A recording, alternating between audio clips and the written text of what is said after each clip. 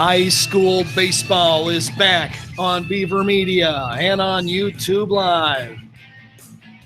Today from Municipal Stadium in Kokomo, it's the 2A Northern Semi-State as Wapahani takes on number 5 Hebron.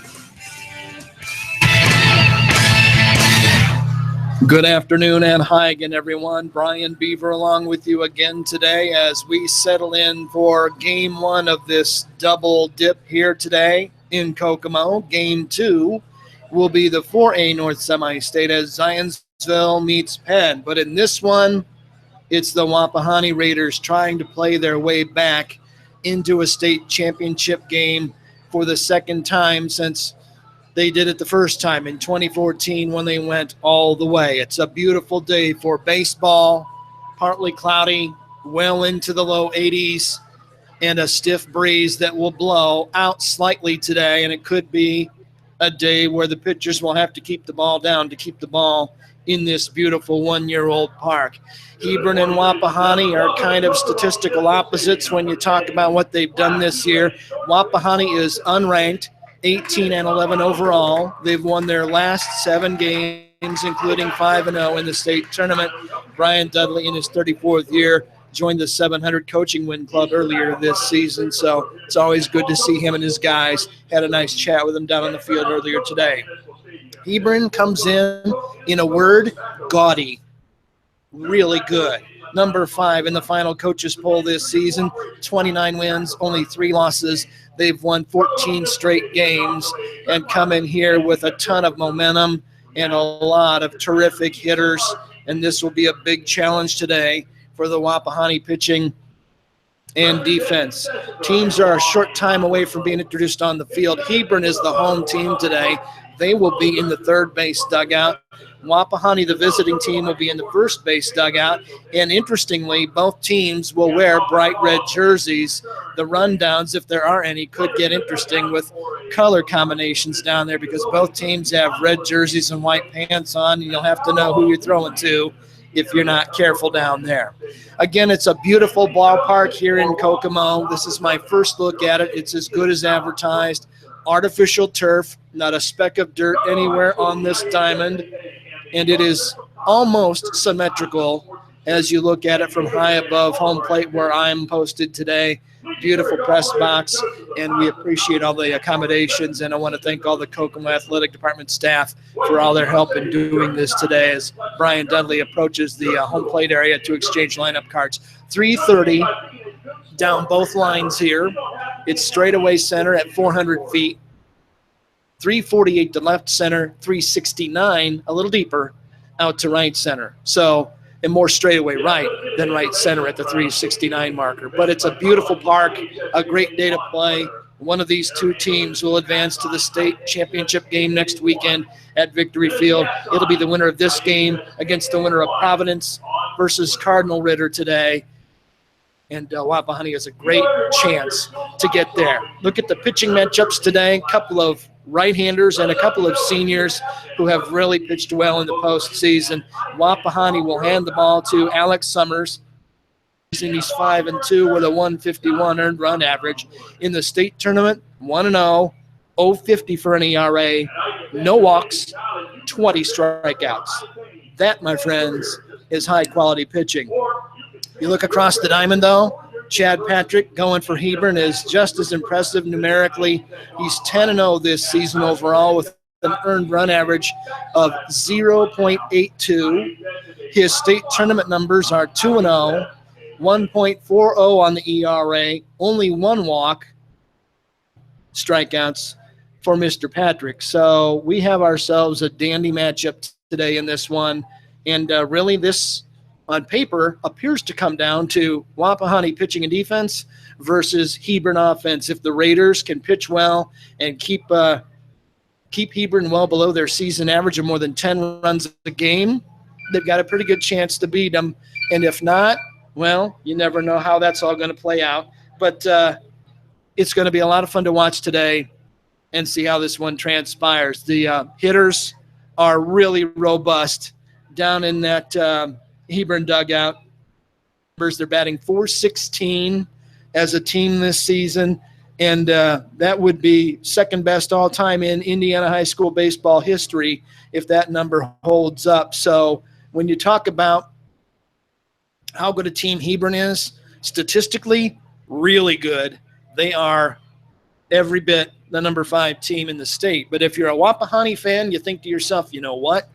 We've beaten 3 of the top 10 in this tournament run, including number 1 Lafayette Central Catholic last weekend. So there is no reason for anyone in the Wapahani side of this park to be intimidated. They've got a great shot at winning this game, Victory Field, next weekend. The IHSAA has not set dates and times for the championship games a week from now. They'll play 1 game Friday night and 3 games on Saturday, and I've got a gut feeling, given the success of what they did last year, the 2A, the smaller schools, will play when they get down to Saturday, but we'll wait and see what they do. Let's go take a timeout. Be back with the opening pitch and the starting lineups after this on Beaver Media. Do not go away. We'll see you in a minute.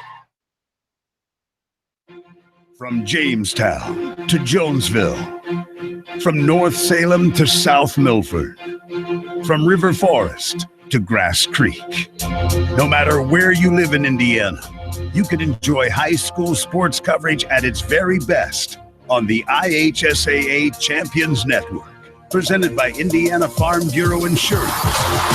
It's 35 powerhouse radio stations, Fox Sports Indiana, and the World Wide Web, combining their vast resources to blanket the state, the Midwest, and the world with the purest, most riveting presentation of high school sports in America. From Anderson to Attica, Kendallville to Kokomo, follow the high school sports that make our state great all season long. Thank you, Indiana Farm Bureau Insurance, and welcome home.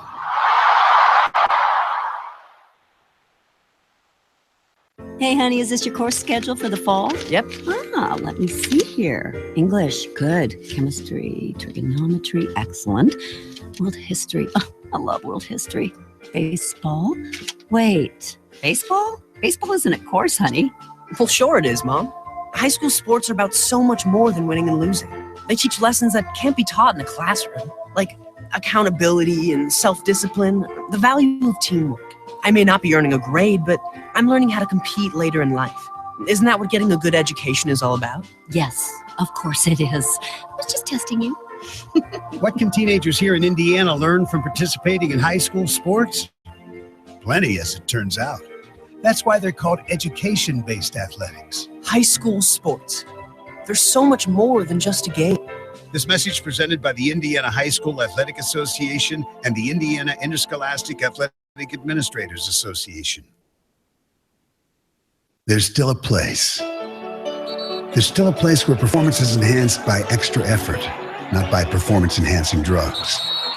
There's still a place where contracts are between coaches and players, and the terms are non-negotiable. There's still a place where an edge is something you gain by working harder than your opponent. There's still a place where sport is pure. That place is the high school in your community. At the Indiana High School Athletic Association, we believe that while competition can be fierce, it doesn't change the fact that it's only a game. The goal may be to win, but the point is to have fun. And if you want to be reminded of just how great sports can be when they're played the right way, then the place to be is at a high school sporting event in your community. High school sports, pure spirit, pure sport, pure Indiana. This message made possible by the IHSAA and the high schools in this community.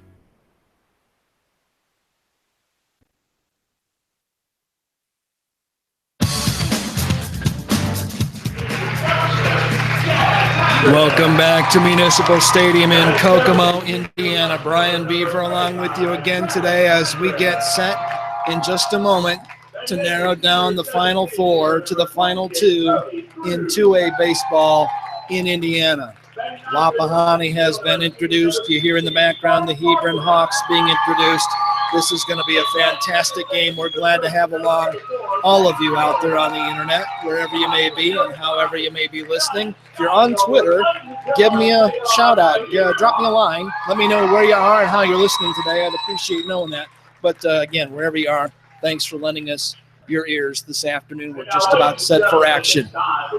We'll be back more after this on Beaver Media. Don't go away.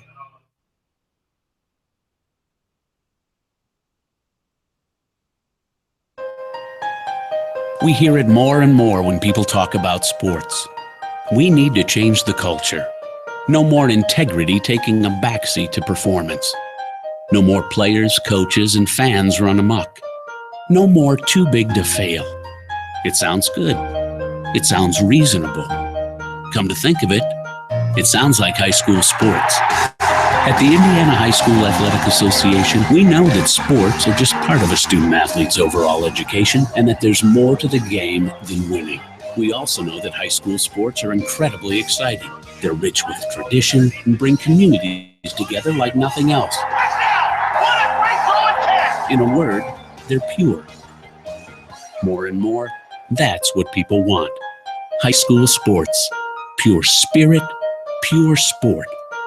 This message brought to you by the Indianapolis Colts, the IHSAA, and the high schools in this community. Sports is filled with athletes who possess the eye of the tiger and whose focus and determination enables them to soar like eagles. The games themselves can't be played without a few zebras. Becoming an IHSAA official is a great way to be part of the action and to support Indiana's healthy tradition of high school athletics. Visit IHSAA.org and get in the game. This message brought to you by the IHSAA and the high schools in your community.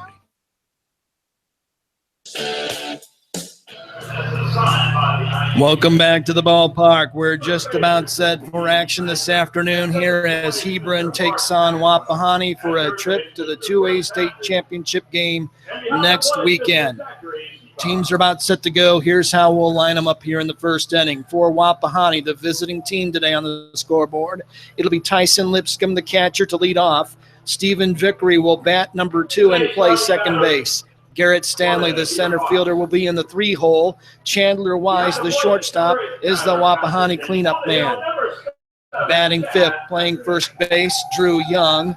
Alex Summers, the pitcher, will wear jersey number 5 and be on the mound in the 6-hole. Brevin Rivers will bat 7th and play third base. Isaiah Brozier will play left field and bat 8th. And in the 9-hole, the designated hitter, Braxton Davis, who will take his swings for the right fielder, Jacob Feistritzer. That's your Wapahani batting order today. Defensively for Hebron as they finish up their warm-ups. In left field, it's Travis Patrick.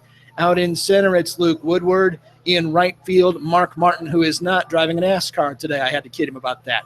On the infield, third to first, Hunter Ryan at third. He's the slugging third baseman for the Hawks. Logan Ryan right next to him at shortstop. Jake Friel is the second baseman. Jake Everart, the first baseman.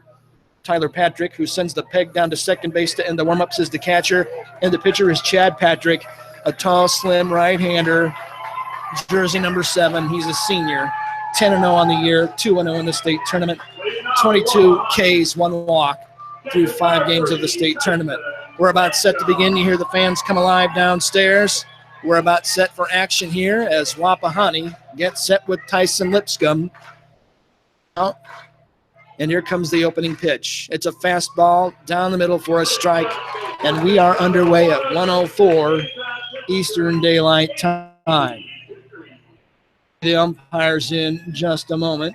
4-man crew working the semi-state today. Patrick has his sign into his windup. Next one is low and in, and the count is 1-1. Home plate umpire today is Zachary Sliwa, Steve Kaiser at first, Mark Maxwell at second, Brett Patrick at third. Here's the wind and the 1-1. Off-speed pitch. Lipscomb swings early, and it's 1-2. Good crowd on hand here at the year-old Municipal Stadium, home of the Kokomo Jackrabbits and a great park. Next pitch is way upstairs, and the count is 2-2. Lipscomb, Vickery, and Stanley here in the first inning for Wapahani. Here's the next one. Swing and a miss, one away. So Patrick picks up right where he left off the last time. That's his 23rd strikeout of the postseason, and it brings in Stephen Vickery.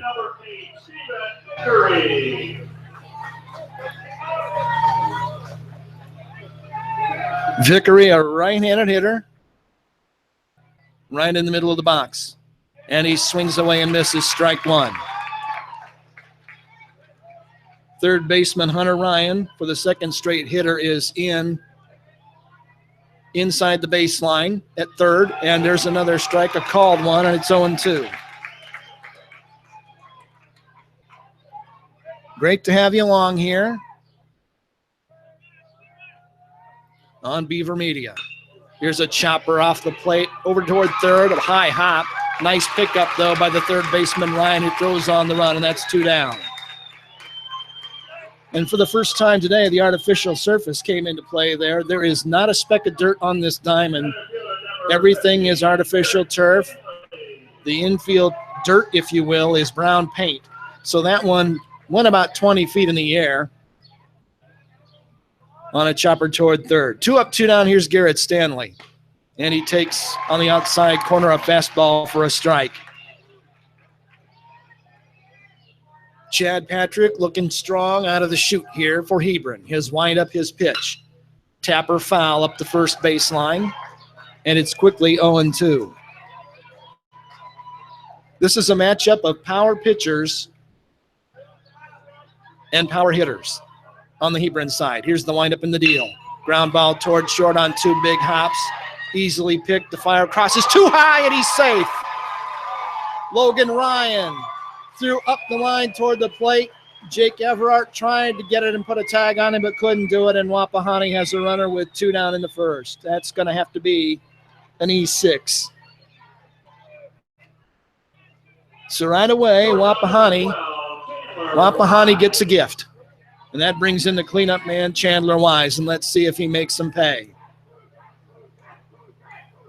Now from the stretch, Patrick ready at the belt, brings it home. It's outside, ball 1. Wise, a dangerous hitter.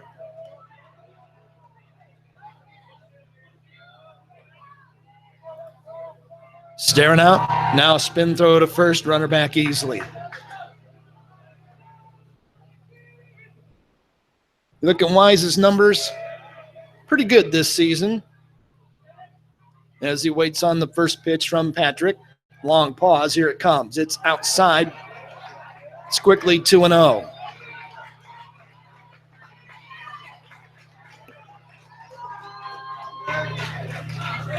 Wise, a .326 hitter. 3 homers on the year. That's best on the team. Here's the pitch. He's taking. It's an off-speed pitch on the outside corner. And the count is 2-1. Lipscomb struck out. Vickery grounded out. Stanley reached on an error by the shortstop. Wise trying to get him around here in the first inning. Runner going. Pitches the ball. Throw is going to be offline, and it's a stolen base for Garrett Stanley. And Wapahani has a runner in scoring position here in the top of the first.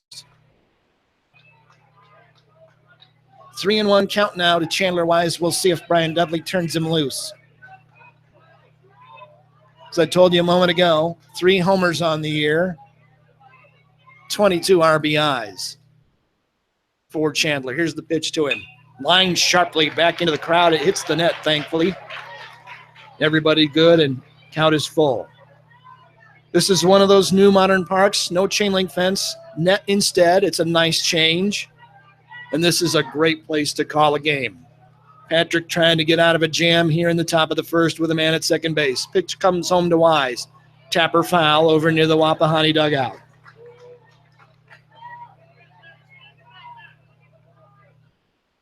Wise with a chance to get out in front here early in the game. Wapahani looking to draw blood right out of the chute. Long look back, runner breaks, headed for third. There's a check swing upstairs, and he went far enough, and that's out number 3. Wise goes down with a check swing for the final out of the inning, and that'll strand Garrett Stanley at second base. No runs, no hits, 1 error, 1 left. We are through half an inning at the 2A semi-state. Wapahani nothing. Hebron coming to bat. After this on Beaver Media. Don't go away.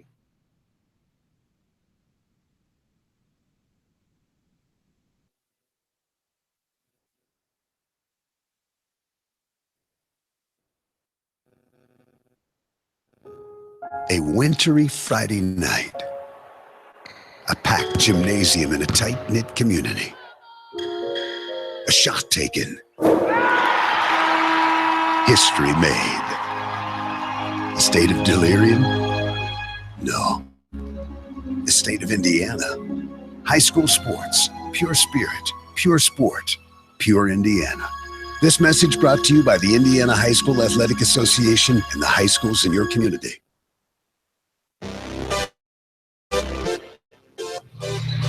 Welcome back to the ballpark. We head toward the bottom of the first inning in a scoreless game. Here's how Hebron will send them to the plate today. Jake Everard, their first baseman, to lead off. Logan Ryan, the shortstop, will bat second. Luke Woodward, the center fielder, bats third. Hunter Ryan, the cleanup man, and the third baseman. Tyler Patrick will bat fifth and do the catching. Number 6 hitter is their pitcher, Chad Patrick. Travis Patrick will bat seventh and play in left field. The number 8 hitter is the designated hitter, Cody Cruz, who hits for the second baseman, Jake Friel, and batting ninth and playing right field for Hebron, Mark Martin. Defensively for Wapahani, Isaiah Brozier in left, Garrett Stanley in center, Jacob Feist-Ritzer in right field. Brevin Rivers at third, Chandler Wise at short, Stephen Vickery at second base, Drew Young at first, with Tyson Lipscomb behind the plate, Alex Summers on the mound. 5-2 on the overall season with a 1.51 ERA. 1 win, no losses in the state tournament, an ERA of 0.50, no walks, 20 gaudy strikeouts. Jake Everard will lead things off, a .313 hitter overall this year, a right-hander. With his first pitch of the day. It's a fastball outside, ball 1.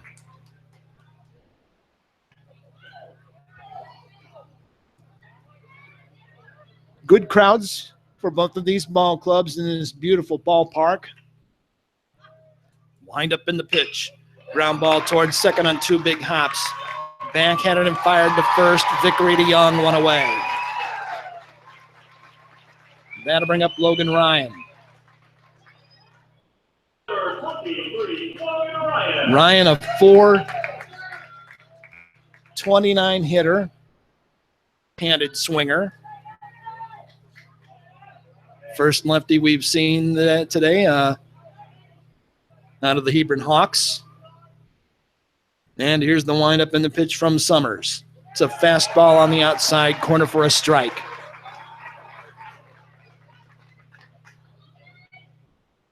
.429, as I told you, slugging percentage of .500 for the year. And he takes, and it's a called strike, and it's quickly 0-2. Good start by Summers. As long as he throws strikes today and they can pound the zone, they've got a good chance to get him out. Open stance by Ryan, who's down 0-2. The delivery. It's outside, 1-2. Defensively, Wapahani pretty much straight away. The outfield not too deep in this big ballpark. Summers has his sign from Lipscomb into his windup. Here comes his pitch. Leaves it downstairs, and the count evens at 2-2. The dangerous Luke Woodward waiting on deck. This is a murderer's row of an offense for Hebron. Here's the windup and the pitch. Off-speed pitch, and it's up and away, and the count is full. Both of these teams have traveled well with their fan bases. Glorious June Saturday. Wind up in the payoff pitch. In the air, foul down the third baseline. The scouting report from the Wapahani coaches is that Hebron likes to run deep counts, and this will be the 7th pitch to Logan Ryan. Here it comes. Ball 4. Missed low and in, and that's the first walk of the day by Summers and the first walk of his postseason. Luke Woodward. .529 batter for the season. He's the team leader in hits with 55. He's also the team leader in runs with 51. 47 RBIs by this right-handed hitter. Now from the stretch, Pitch comes home from Summers, and it's outside, ball one. Wapahani looking for a double play ball if they can get something on the ground here in the first. We're scoreless, just underway. Runner going, here's the pitch. It's a ball, and they won't even make a throw on him. Stolen base without a defensive effort to get him out. And now Hebron has a man in scoring position. 2-0 count to Luke Woodward. Not sure why Lipscomb didn't make a throw, but he did not. Now here comes the pitch home. In tight with a fastball, and the count is 3-0. Not what the doctor ordered if you're a Wapahani fan. Summers trying to work out of an early jam here in the bottom of the first inning in a scoreless game. There's a fastball on the outside edge. Batter thought it was ball four, took a step. The ump said, nope, come on back. Strike one. Never do that to an umpire. Zachary Sleewa said, I'll call the balls and strikes. You swing at them. Woodward. Hebron threatening here in the first. Long pause. Here comes the pitch. In the air, foul down the right field line. That'll run the count full. Everart grounded out to start the game, but Logan Ryan drew a walk, stole second, and there he is. 2 stops away from making it 1-0. Summers trying to wiggle out. Here comes the pitch. Fly ball, right field line, over near the line. It'll stay fair. It's going to be caught for the out. Runner tags from second. He'll head to third and be there safely. So a nice play by Jacob Feistritzer out in right field to corral it for out number 2. And that moves Logan Ryan to third base with 2 down for Hunter Ryan. And if there is such a thing as danger here, Sherry, as Harry Carey used to say, this is it. Hunter Ryan, 570 batter, 1069 slugger, 1745 OPS, 57 runs batted in this season, 10 home runs. Team leaders in all those categories. Here comes the pitch. Fouled right back over the booth, and it's 0-1. This young man does not get cheated. He has not homered in the postseason. He homered 3 times in their season opener against Andrean. So runner at third, 2 away. Let's cook the hitter, son. Here comes the pitch. It's outside. Taking all the way was Ryan, and the count evens 1-1.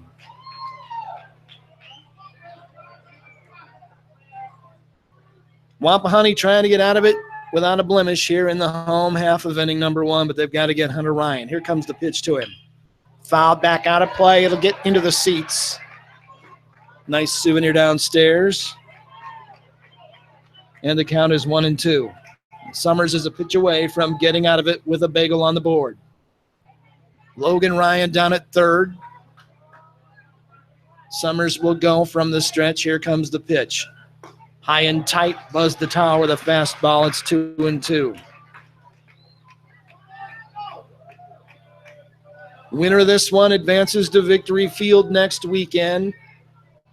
Ritter or Providence waiting in the wings. Here comes the pitch from Summers. Swing and a miss. He got him. That'll do it here in the first. Summers pitches out of the jam. His first K of the day to go along with the walk. And a man stranded at third base. Good comeback there by Alex Summers, the senior. Inning complete in Kokomo. Hebron nothing, Wapahani nothing. Back with more after this on Beaver Media. Don't go away.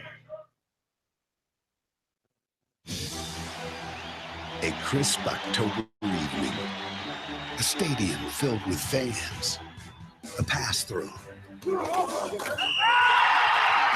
journey completed.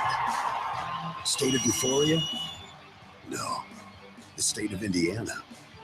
High school sports. Pure spirit. Pure sport. Pure Indiana.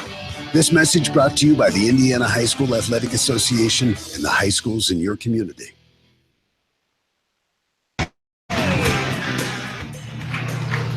Welcome back to the ballpark in a scoreless game. Brian Beaver along with you again this afternoon. Good job by Alex Summers to come back there and work out of trouble and keep this a scoreless game in the first inning.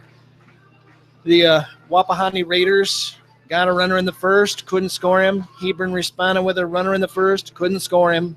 There's a trend developing there. We'll move to the second inning. Wapahani will send up 5, 6, and 7 in their batting order this afternoon. It'll be Drew Young, Alex Summers, and Brevin Rivers in that order for Brian Dudley's Raiders. Gorgeous day. Wind could be a factor before it's over. The wind is blowing out, and right now the flags in left center field show it blowing from home plate toward the scoreboard in left center. So anything hit on a pull by a right-handed hitter or a slice by a lefty in the air could be an adventure. Drew Young to lead off. Look at his numbers for the year. Not too bad at all. 326 hitter. Big number 23 on his red jersey, and he's first pitch swinging, and he fouls back to the net.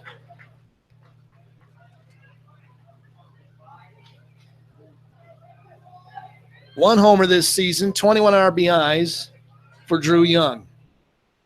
Stands right on the back line of the batter's box. He checks his swing. He went too far, and the count is 0-2.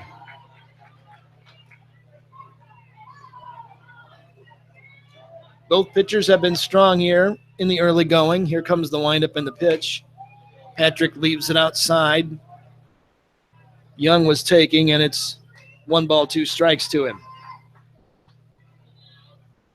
Patrick already has a couple of strikeouts in the game. Here's the next one from him. Slapped foul down the right field line in the air. It'll be back out of play. This ballpark has a play area down the right field line beyond the bullpen where youngsters are playing wiffle ball and sliding and swinging. They're all protected.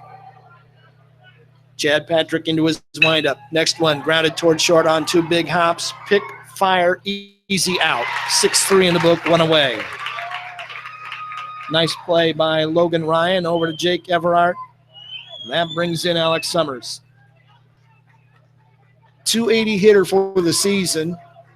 No homers, 11 runs batted in. Let's see if he can help his own cause, or rather the second inning.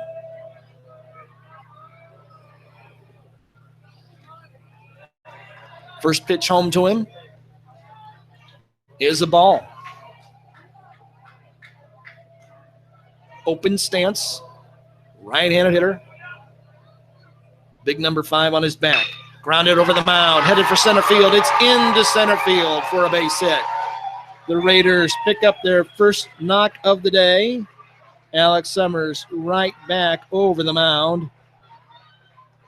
And Wapahani has a runner for the second straight inning. That'll bring in Brevin Rivers. Third baseman number 17, Brevin Rivers. Brevin at 385 in limited action. The runner. Pitch to him is a swing and a miss. 0-1. Rivers did not play at all in the regular season, but he's picked up 13 at-bats here in the state tournament. Step off, throw over to first. No problem for Alex Summers. Brian Dudley said this kid has worked his tail off. He's done a good job. He's going to keep getting ABs. Good lead, but not too big at first. Here's a ground ball toward short. It could be 2. Underhand to second for 1. Throw to first is not going to be in time. It pulled him off anyway, and it'll stand as a force play. 6-4 at second base. Summers is erased. Rivers will be aboard on the fielder's choice. And that brings up Isaiah Brozier.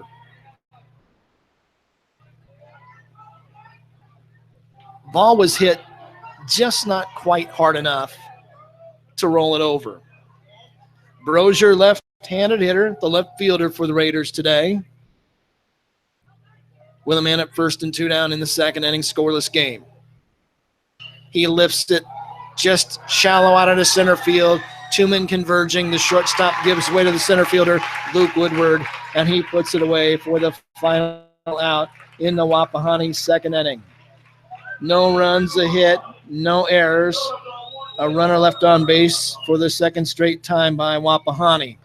We're through an inning and a half at Municipal Stadium in Kokomo. We've got a good one on our hands on Beaver Media. Scoreless as we go to the bottom of the second. Don't go away. A 50-50 ball. An elbow to the ribs. A sudden flash of tempers. In sports, anything can happen in the heat of the moment. The Indiana High School Athletic Association reminds you that when cooler heads prevail, everybody wins. When the game heats up, will you keep your cool?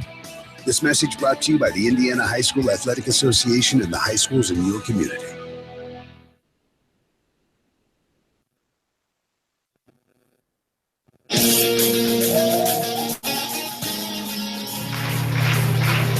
It's Wapahani nothing, Hebron nothing as we move to the bottom of the second inning here at Kokomo's Municipal Stadium. Beautiful ballpark. Man, what I wouldn't have given to play on a diamond like this back in my days, back around the Civil War, before they had artificial turf. 5, 6, and 7 due up in the Hebron batting order here in the early going against Alex Summers. Been a good game so far. We've had a runner in every half inning so far, and the pitching and defense has been up to the challenge. To lead things off for Hebron.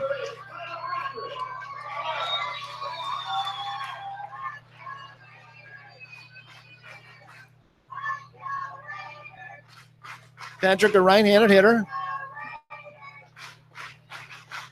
Now about behind the mound. The pitcher is off the mound because the kid's down the right field line. Lost the ball over the fence into the right field corner.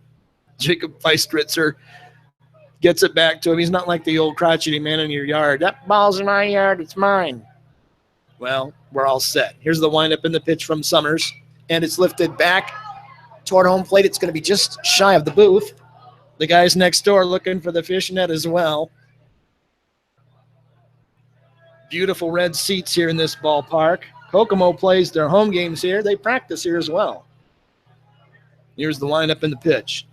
Fast ball away, and it's 1-1. Marvo and Redbeard next door.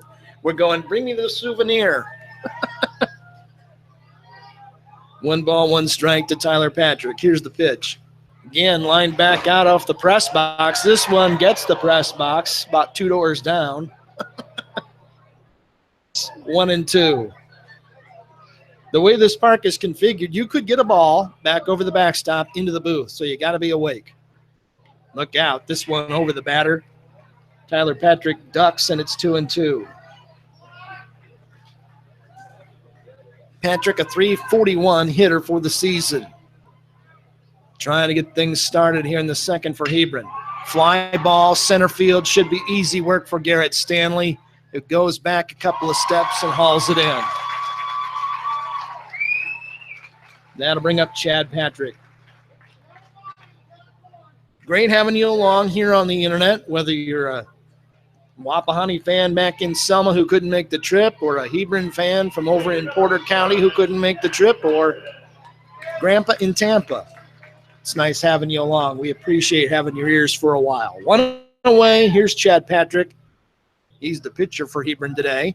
He lifts one down the right field line in the air. It's on the infield. It's going to be over near the wall. There's room, and a nice play by Drew Young to look up into that bright sun and make the catch. Looked like the wind might push it foul, but it might have just kept it fair long enough for Drew Young to get over and make the catch on the warning track. That's quickly 2 down.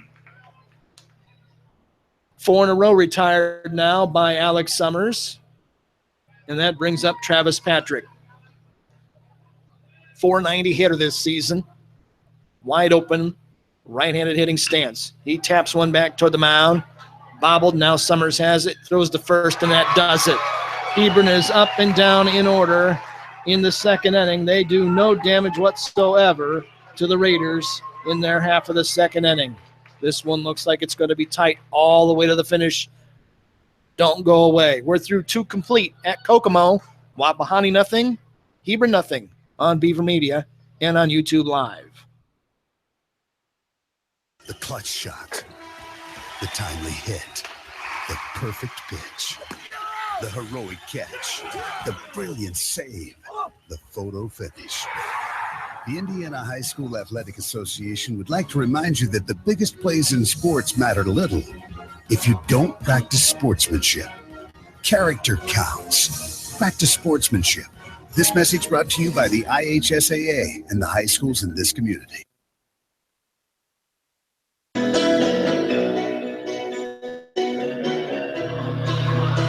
Welcome back to the 2A North Semi-State from Kokomo's beautiful municipal stadium. Brian Beaver along with you again today.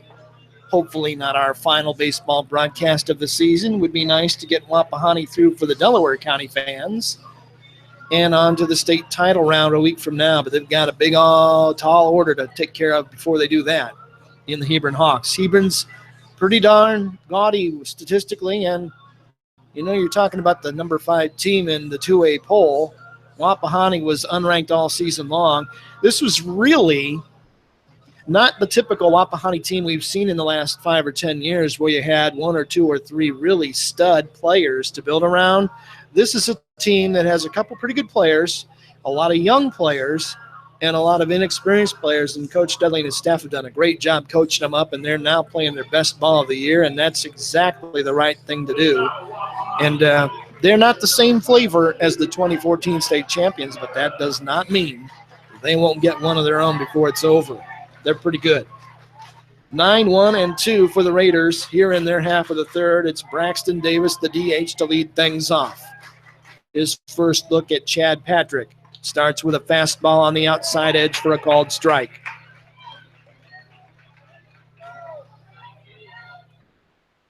Davis, Lipscomb, and Vickery, attorneys at law, here in the third. There's a slap ball into right field, a clean single. He might make a play on him. He thought about making a play at first, did Mark Martin. Thought better of it, and Braxton Davis has a leadoff single. Line drive, well out into the green.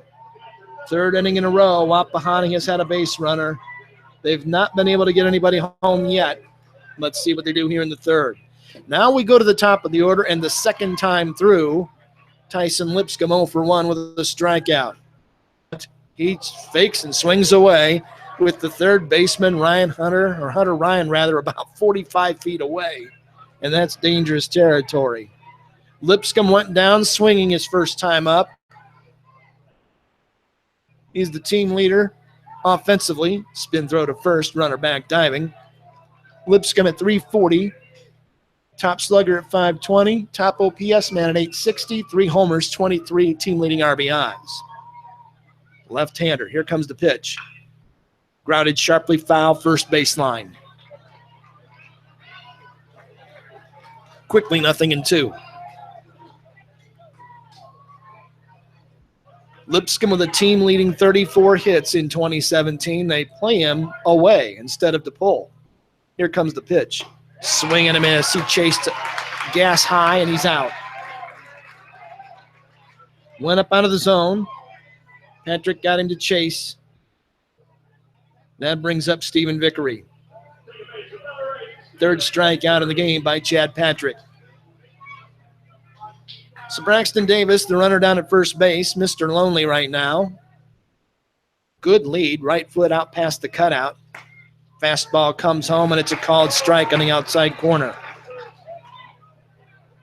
Vickery 0 for 1. He grounded to third his first time. Scoreless game here in the third. Winner goes on, loser goes home. Now from the belt, here comes the pitch. Good take on the outer edge. Pitch was also down, and Stephen Vickery is even in the count 1-1. Wapahani trying to get on top here. Scoreless game in the third. Step off, throw to first, just a calling card. Chad Patrick letting Braxton Davis know he's over there. Davis again with a good lead. Here's the pitch. Slapped in the air down the right field line, back out of play. On to the concourse. And this park really does have a concourse. It's a beautiful facility. Just incredible. Now the pitcher steps off. Chad Patrick looks out at his right fielder, Mark Martin, and says, come in a couple steps. And now they're all set. Looks in, has his sign. Here comes the pitch. Slider, chopper by third, over toward the hole at short. Long throw, they're not going to get him. Infield single for Stephen Vickery. And Wapahani has 2 men aboard here in the third. Once that got by the third baseman, Hunter Ryan, it was going to be really tough for Logan Ryan to get him. Made a nice play on it, did all he could with it. Just couldn't get it done. So men at first and second with 1 away, and Garrett Stanley at the plate. He's 0 for 1. He reached on an error. Chance to get his team on top here in the third. Here's the pitch. That fastball, it's up and away, ball 1. Raiders with a good chance to score here and get on top in this semi-state. Patrick ready from the belt, looks out at the runner, brings it home, swing and a miss. 1-1. Raiders looking to draw first blood in the red versus the red here in Kokomo. Home. Ground ball through the hole, left field, base hit. Here comes the runner. He gets the stop sign from Brian Dudley, and the bags are loaded for Wapahani. Their third hit of the inning, and that loads them up. That brings in Chandler Wise.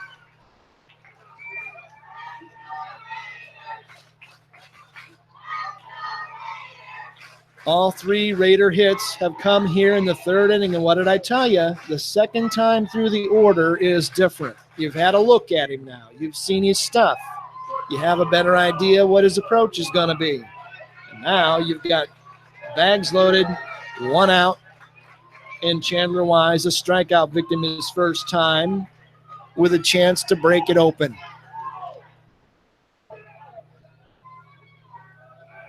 And pitcher Chad Patrick will continue to work out of the stretch. The first baseman creeping in 30 feet inside first base. Here's the pitch.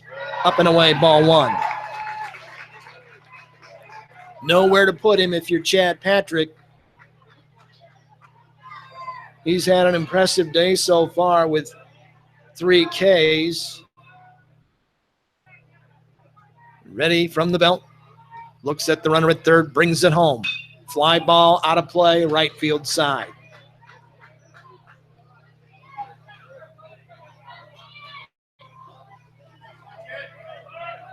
Braxton Davis singled to start the inning. Lipscomb struck out, but Vickery and Stanley followed with singles, and the bags are full of Raiders here in the third. No score yet, but maybe not for much longer. Fastball taken for a strike on the outer edge, and the count is 1 ball and 2 strikes. Not sure Wise liked that call by plate umpire Zachary Sliwa, but he's back in there looking for a way to get a run home, maybe 2 or 3. Here comes the pitch. Ground ball, chopped foul up the first baseline. Still 1-2. The adjustments you have to make in this park as a player are many. There's no dirt. You can't wear metal spikes. You can wear rubber or plastic, so you really can't dig in at the plate. There's no dirt. There is a plate in the ground. It's not just painted on, but there is a plate. There's a rubber on the mound, but it's artificial turf, no dirt.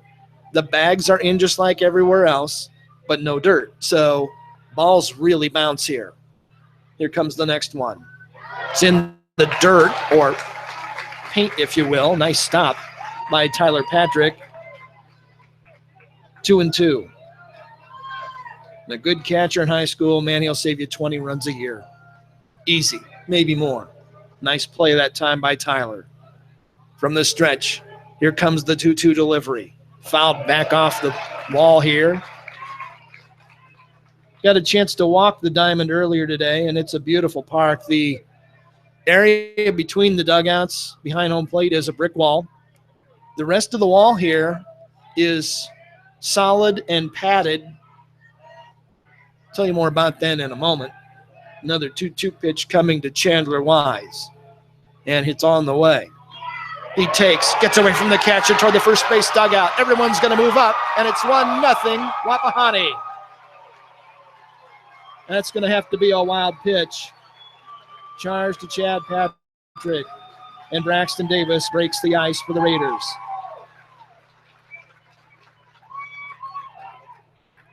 That'll run the count full along with it.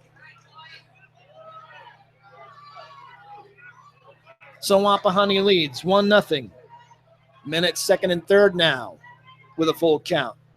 Here comes the pitch.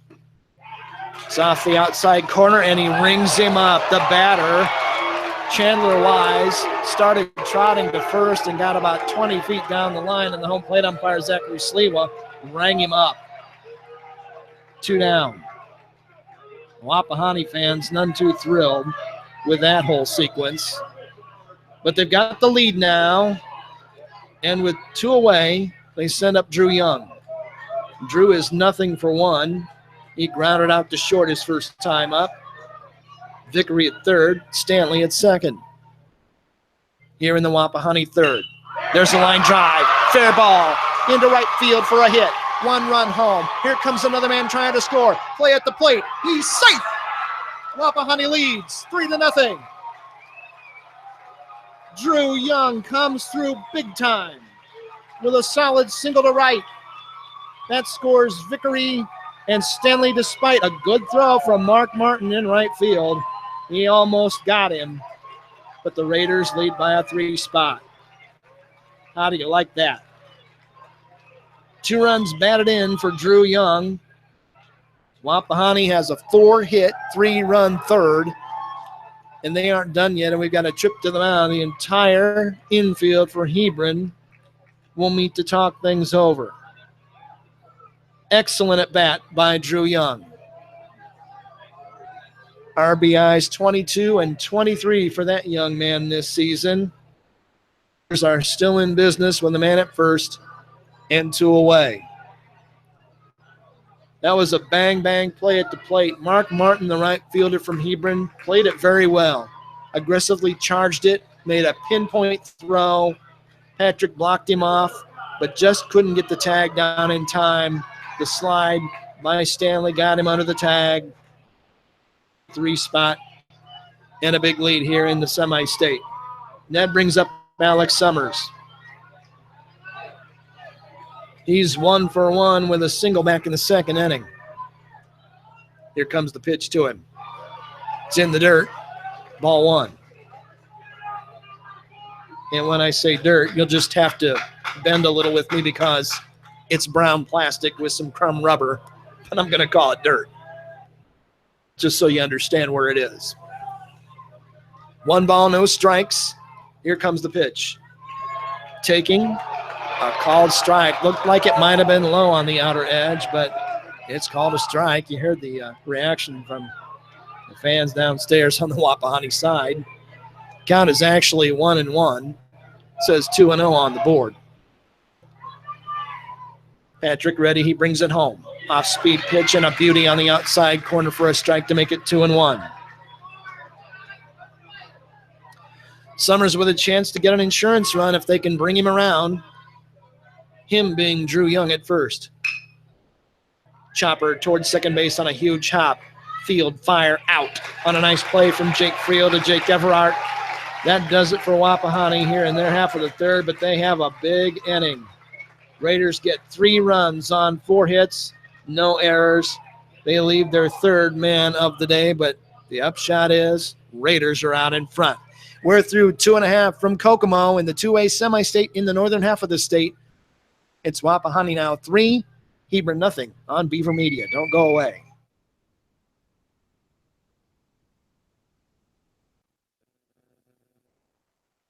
Everybody loves a good sports movie. I've seen Rudy 10 times. I love Hoosiers. If there were a sports movie about steroids, it might be called The Myth, the Truth, and the Consequences. Steroids are good for your game. The truth is they're bad for you and the sport you play. And the long-term consequences on your health are downright ugly. That's one movie I think I'll skip. High school sports. Pure spirit, pure sport. This message brought to you by the IHSAA and the high schools in this community.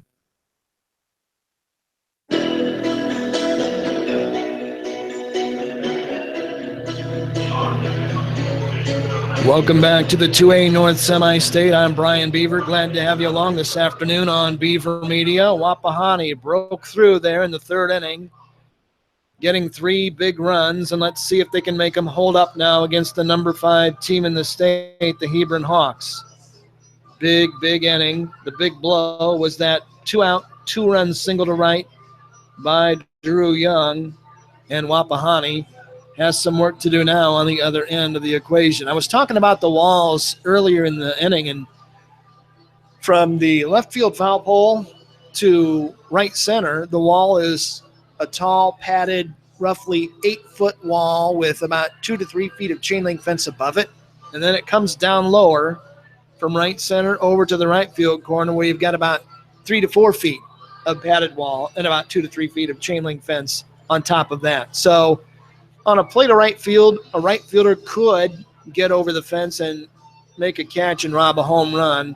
Probably not going to happen anywhere else in the park. So that kind of paints a picture for you in your mind of what this beautiful facility looks like. It's a gorgeous diamond. And boy, I would love to have played in a park like this when I was the age of these guys. But we had dirt and grass and dirty laundry. Time for the Hebron half of the third. They have work to do, trailing 3-0. It's 8-9-1 in the Hawks batting order. That means Cody Cruz, the designated hitter, to lead off. Batting for Jake Friel, the second baseman. He swings and misses. Strike one.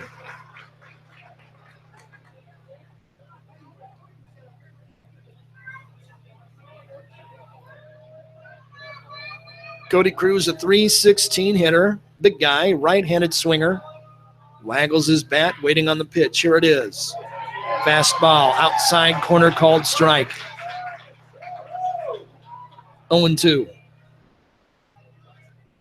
Just body language-wise, you look at Alex Summers, and he looks very confident now with a 3-run lead. This one high and away to run it out to 1-2. Nothing like being able to exhale. Now you've got that 3-run cushion. Summers into his windup. Here's the pitch. Fly ball, shallow right center field. Feistritzer going to his right. He'll be called off by Garrett Stanley, who makes the forehand grab on the run. He throws the ball over to Feistritzer. Says, hey, share the out. One away.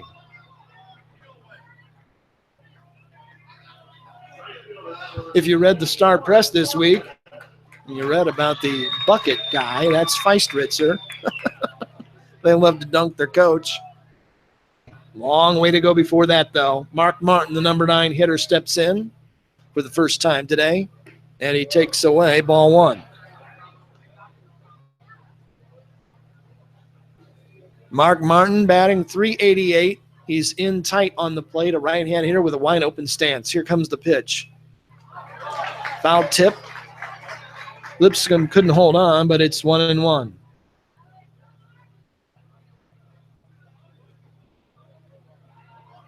David Pulaski down at the other end of the press box covering the game today for the Star Press in Muncie. He'll be filing his story immediately after this one, so give him a read. Good young writer. Here comes the windup from Summers and his pitch on the way. Off speed, a called strike, a beauty. 1-2.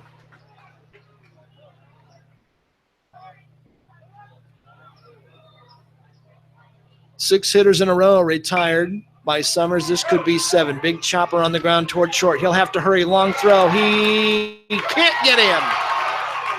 Good hustle by Mark Martin to beat out the chopper to short. That's the first hit by the Hawks, an infield single, and with one down, they roll over their batting order. And again, the artificial turf comes into play. On a diamond with dirt and grass, that's not nearly as big a hop and probably a routine out. But Chandler Wise short had to wait for it to come down, and by the time he could uncork the throw to Drew Young, it was safe for Mark Martin. That brings in Jake Everard. Now stepping off is Alex Summers. Now he's back on the rubber and ready. Jake Everard 0 for 1 with a ground out to second base, his first time.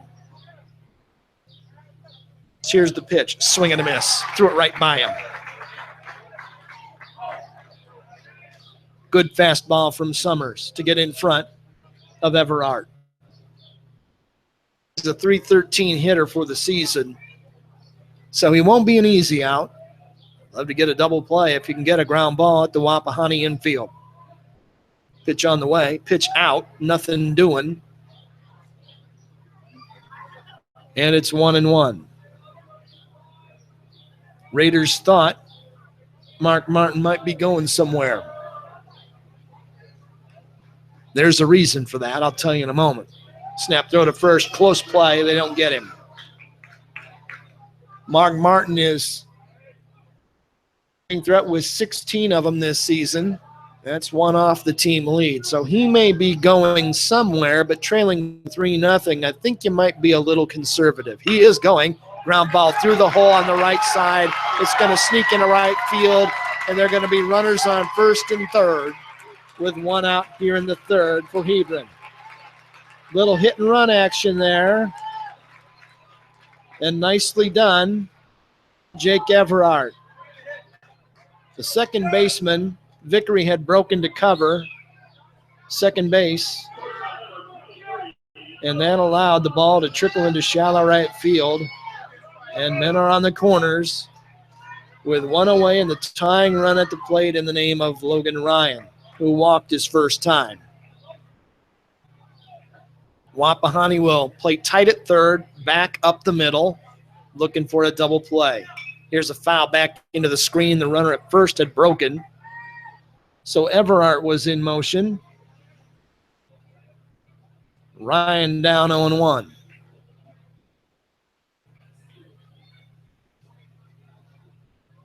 Officially, no at-bats in the game. Walked and was stranded at third base in the first inning.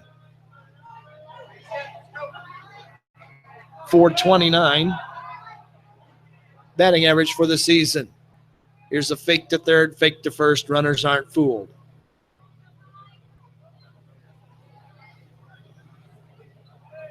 Martin, runner at third. Jake Everard, the runner at first. The Hawks threatening here in the home third as they trail Wapahani 3-0.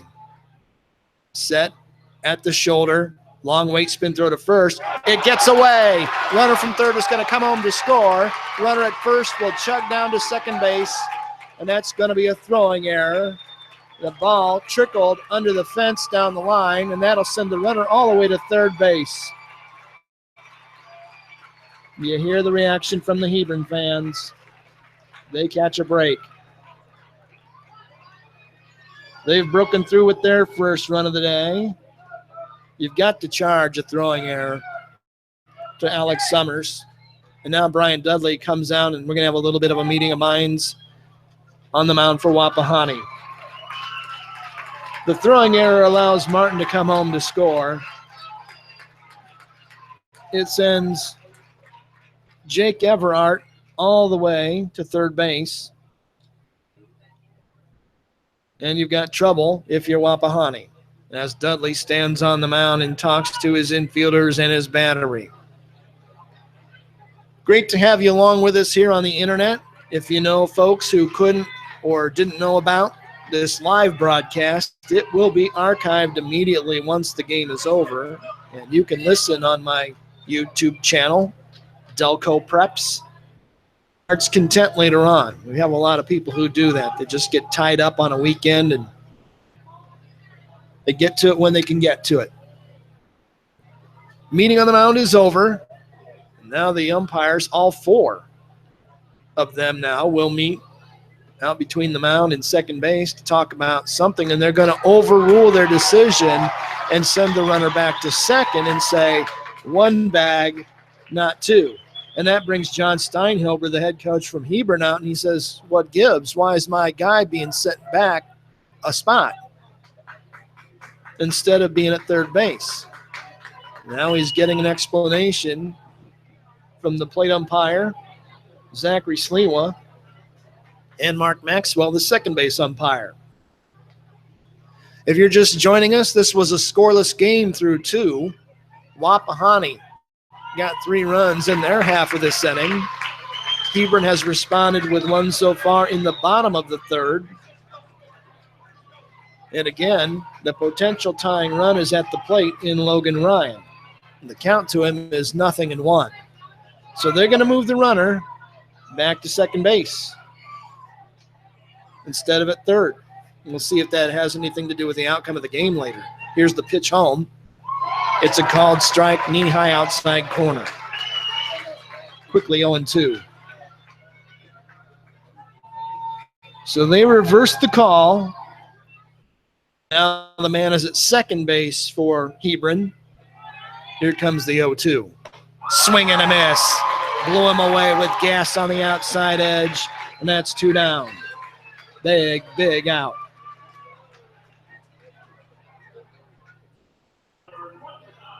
Second strikeout of the day for Alex Summers.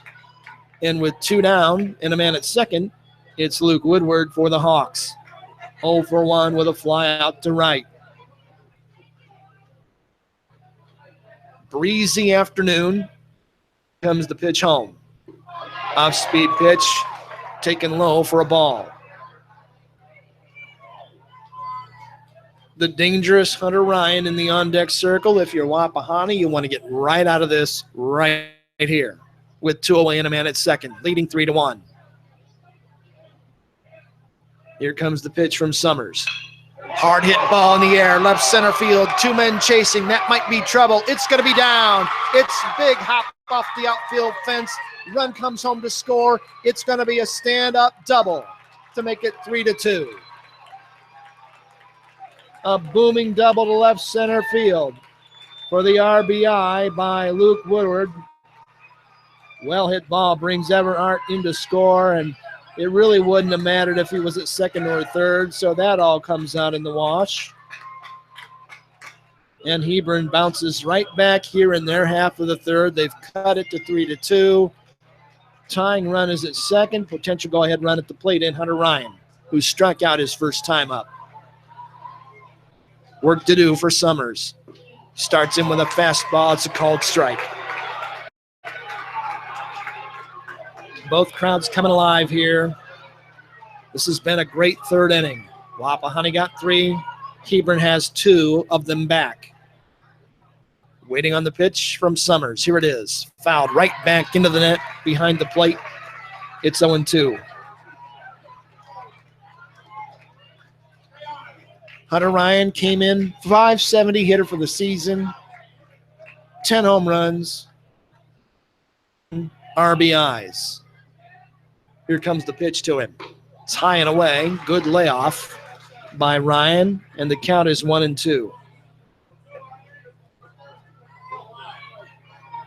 Jake Woodward is the runner for the Hawks out at second base here in their half of the third. Long way to go yet. Pitch on the way. It's outside.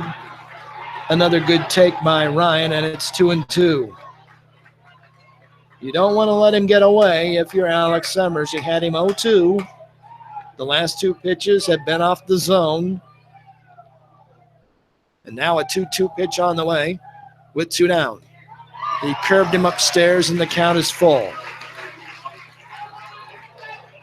And if you're the runner, Woodward at second base, you're going on contact with 2 down. So I used to love to hit with 2 outs just for that reason. They're running on contact. Here's the pitch home. It's ball 4. 2-out walk for Hunter Ryan. 2 are on, and that brings up Tyler Patrick.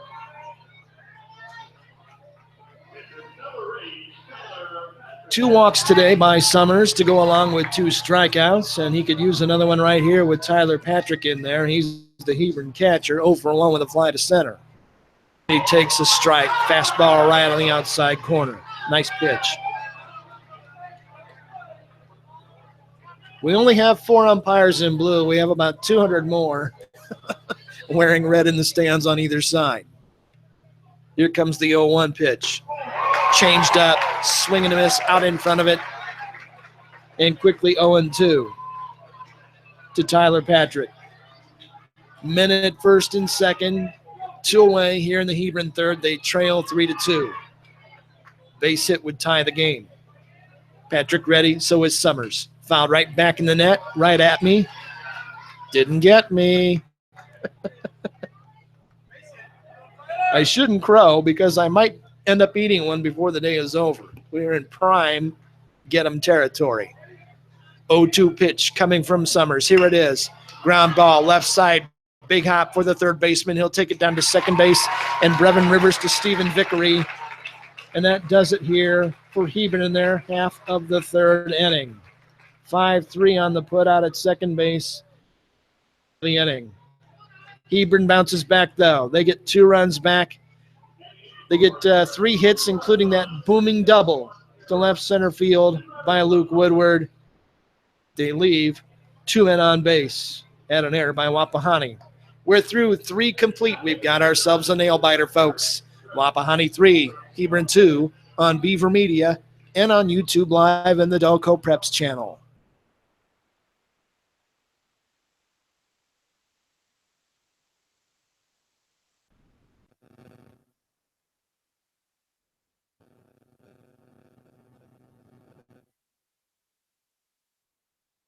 Looking for future leaders we can believe in?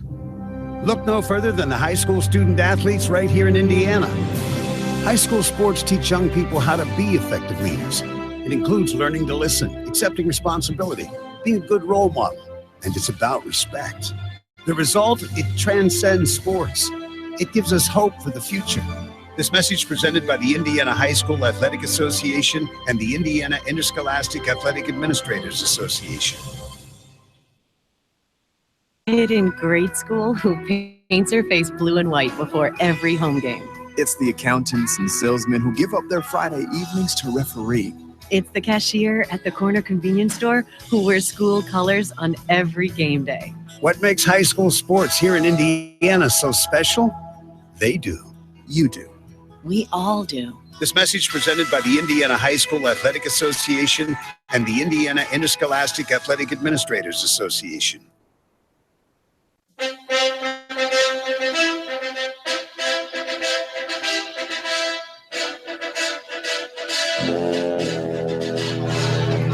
Welcome back to the 2A North Semi-State at Municipal Stadium in Kokomo. I'm Brian Beaver. Thanks for joining me today. We've got a humdinger of a game underway. Scoreless through 2. Each team pounded out offense in the third, and a 3-2 game as we go to the middle frame in the 4th inning. And Daleville, or check it, Wapahani. I knew I'd do that once today. Wapahani will have one more shot at Chad Patrick. It's the bottom third of the Wapahani order, 7-8-9, Brevin Rivers to lead things off against Chad Patrick. Both pitchers, the starters, have gone the distance for their teams. Here comes the windup and the pitch. Line shot at short. Nice play for the out by Logan Ryan. 1 down. 1 pitch, 1 out.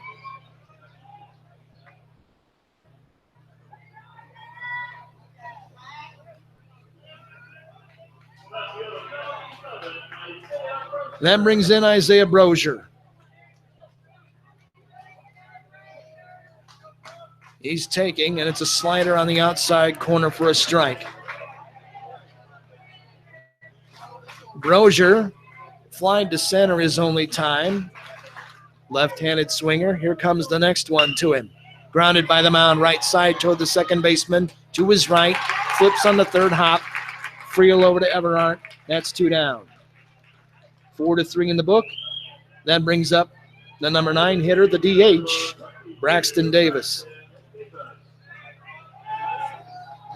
Davis singled to lead off the third, came around to score the first Wapahani run of the game. 1 in the book, and he takes away ball 1.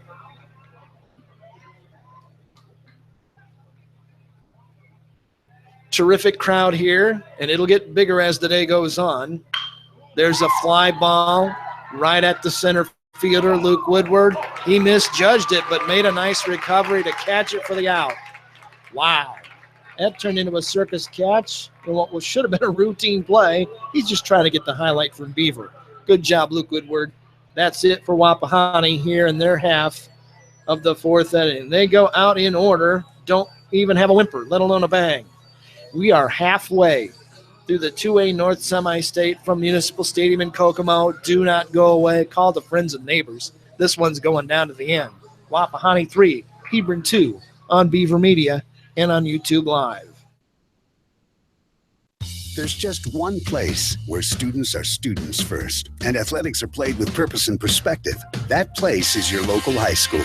High school sports offer more than the joy of competition. Studies show that student athletes in Indiana are also likely to enjoy greater levels of achievement in other areas of their lives, including academics. High school sports, a winning part of a complete education.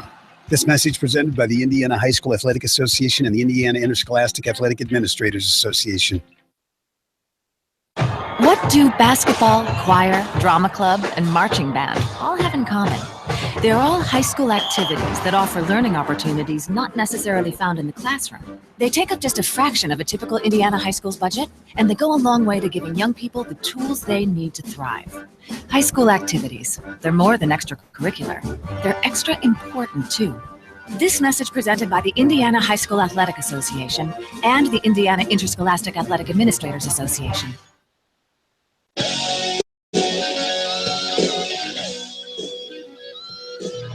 It's Wapahani 3, Hebron 2. As we move to the bottom of the 4th inning, we're halfway through the 2A North Semi-State. Wapahani out in front of the Hawks by the slimmest of margins. 6, 7, 8 due up here in the 4th for John Steinhilber's Hawks. They're looking for their 30th win of the season against only 3 losses. They had a pair of tight games in the regional last week. They won 4-3 both times, coming from behind both times. Sign of a good team. Here's the first pitch of the inning from Alex Summers. It's high and tight, ball 1. Chad Patrick, Travis Patrick, Cody Cruz due up for Hebron here in the 4th. And the delivery from Summers is outside. It skitters to the wall, and it's 2-0. Chad Patrick is 0 for 1. He popped to the first baseman and foul ground his first time.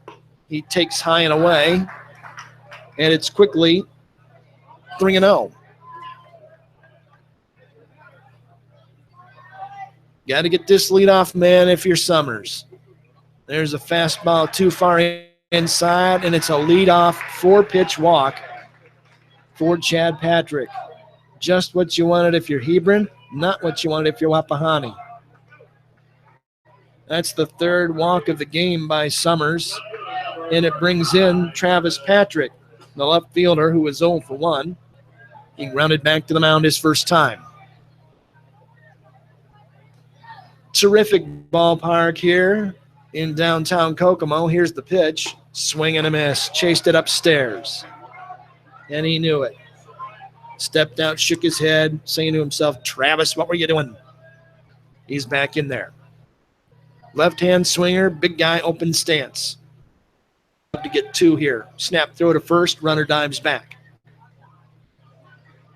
The Wapahani outfield, medium depth, straight away as you can get, with the flags in left center field stiffly blowing. Runner going, popped up. It's foul, back out of play. It'll be on the roof covering the seats along the first baseline. They've got a terrific little stadium here. If you look online, search for the Kokomo Jackrabbits, the professional team that calls this park home. You'll see this is a really nice place to play ball. The Jackrabbits play here. Kokomo High School plays here. Now the semi-state being played here. Here's the next one. Shot towards short. Stab. Throw to second for one. Relay to first. In time. Did he hold? Yes. They got him. 6-4-3 double play. And just like that, Wapahani grabs 2 outs on 1 pitch. Well done. Starting that off, Chandler Wise to Vickery to Young. And that wipes out the threat so far here in the 4th.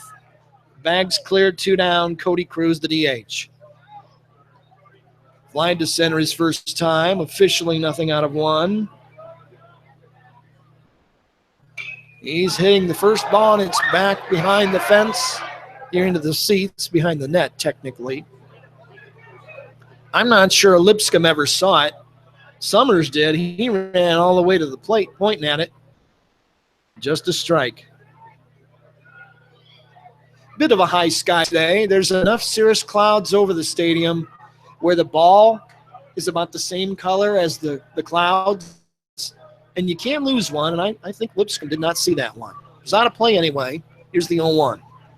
In the dirt, in the plastic, crumb rubber. 1 ball, 1 strike to Cody Cruz.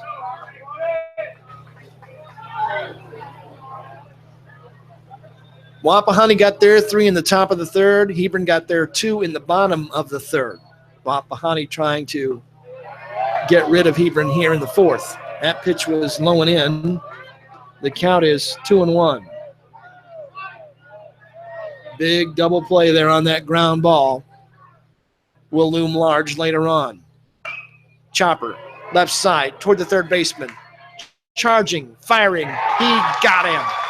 Brevin Rivers to Drew Young on another nice defensive play by the Raiders. And they get out of it with nothing to show for it over in the Hebron side of the book. No runs, a walk, a double play. Nobody left. Hebron puts up a bagel in the 4th inning. We move to the 5th from Municipal Stadium in Kokomo in the 2A North Semi-State. It's Wapahani 3, Hebron 2 on Beaver Media and on YouTube Live on the Delco Preps channel. High school softball for? I play for my mom and dad who've never missed a game.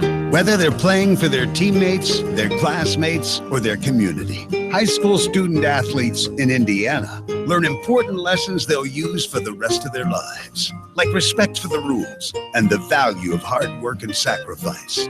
This message presented by the Indiana High School Athletic Association and the Indiana Interscholastic Athletic Administrators Association. The world of high school sports is filled with athletes who possess the eye of the tiger and whose focus and determination enables them to soar like eagles. The games themselves can't be played without a few zebras. Becoming an IHSAA official is a great way to be part of the action and to support Indiana's healthy tradition of high school athletics. Visit IHSAA.org and get in the game. This message brought to you by the IHSAA and the high schools in your community.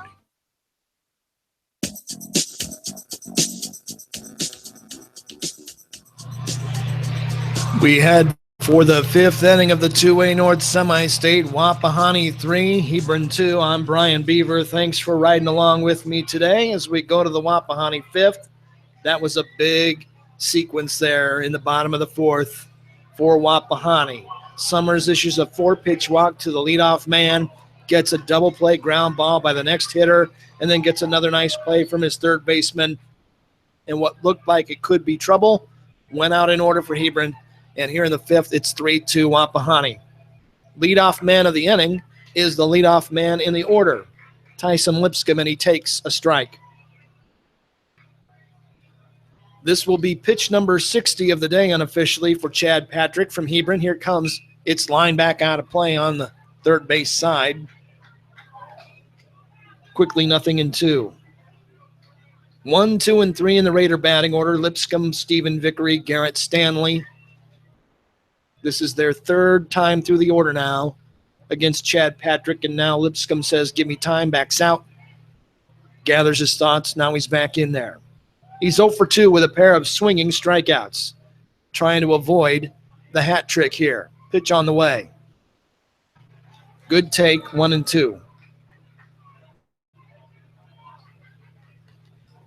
Game 2 here will be Zionsville and Penn in the North 4A semi-state, and I see the Zionsville Eagles sitting here. There's a ground ball toward first, easy work. 3 unassisted for Jake Everard, and that's 1 away. That brings in Stephen Vickery. The Zionsville Eagles are up here in the upper deck to our right, taking in the rest of this first game. Not sure if Penn is here yet. Stephen Vickery, 1 out of 2 with a run scored. He takes low, ball 1. Ground out to third, singled and scored in that big Wapahani rally in the third. The game for the Raiders was that 2-out, 2-run double by Drew Young. Next ball lifted in the air down the right field line, back out of play. It's in the bullpen. And Vickery is 1-1. The bullpens here are off the playing field, just past the dugouts. They are fenced off and segregated from the playing field. Here's the pitch. It's upstairs. 2-1.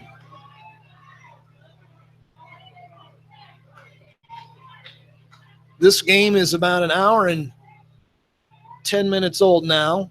Here's the pitch. Fastball, outside corner, called strike, a beauty.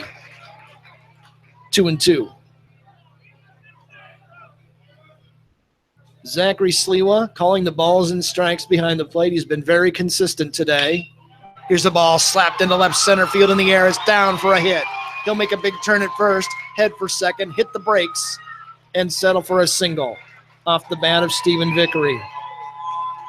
He had thoughts of trying maybe to stretch it to a double, but discretion is the better part of valor. And he's aboard with a 1-out single. That's his second hit of the game, this by Wapahani. And it brings in Garrett Stanley, the 3-hole hitter. Reached on an error, singled and scored, 1 out of 2. And he lifts this one to shallow right center field. Could be a tough play. It's down for a hit. That one fell behind Jake Friel and in front of Mark Martin. Texas League blooper, but it's a hit nonetheless. My dad would say looks like a line drive in the scorebook. And the Raiders have 2 aboard here in the 5th.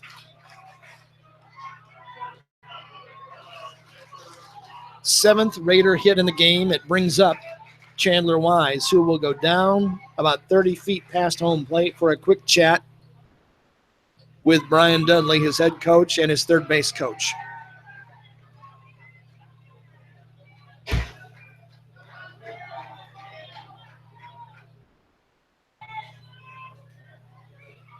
Stanley at first, Vickery at second.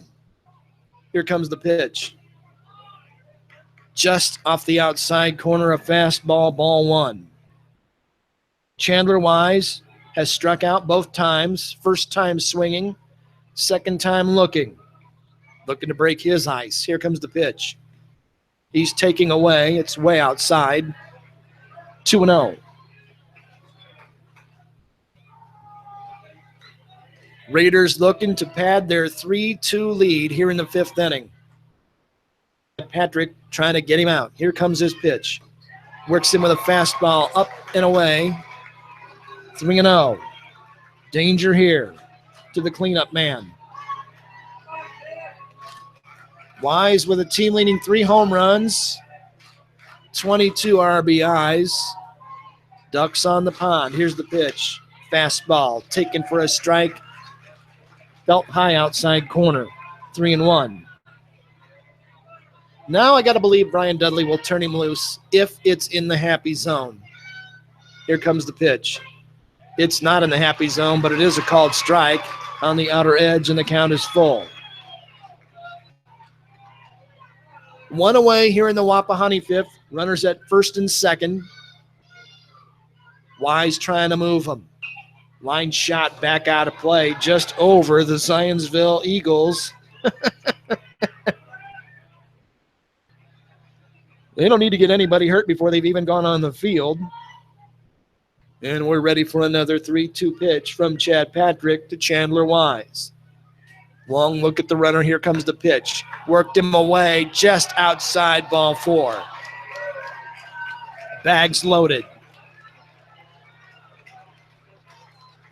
The catcher, Tyler Patrick, looked back at the umpire, Zachary Sliwa, for a moment, thinking, are you sure that was ball 4? He says, yep, take your base. And the Raiders have packed the bags here in the 5th. And let me double check. I believe that's the first walk of the day issued by Chad Patrick, and that is correct. Just his second walk in the postseason. Loads him up for Drew Young with 1 away here in the 5th. Swing, strike 1. Young has the biggest hit of the game so far for Wapahani, a booming 2-run double on third. He's got a chance here to break the game open again.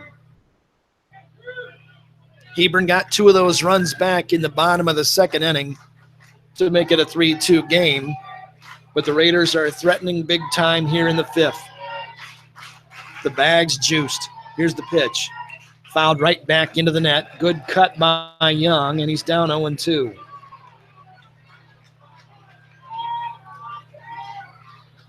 Drew is officially 1 out of 2 in the game. Ground out. Brought in those 2 runs. That hit in the 3rd. And let me correct myself. That was a single, not a double. 2-run single by Drew Young. And what he wouldn't give for another one right here. Hawks are playing tight on the corners, back at double play depth in the middle. So they'd love to get an atom ball and a twin killing. Here's the pitch. Lifted back out of play on the first base side over the grandstand. Good battle here between Patrick and Drew Young. Raiders have Vickery at 3rd, Stanley at 2nd, Wise at 1st. From the stretch, Chad Patrick with a sign. Here it comes. Okay, good take by Young, and the count is 1-2. Patrick is every bit the good pitcher you'd expect with a guy who's 10-0 for the year and an ERA under a run. Ready with the next one. Here it comes. Ground ball. Diving stop at 3rd. He'll stumble. Can't get up. Everybody's safe. 4-2 Wapahani. I suspect they're going to score that an infield hit. There's not much else you can do with that one. Let's wait for the scoring decision down the way.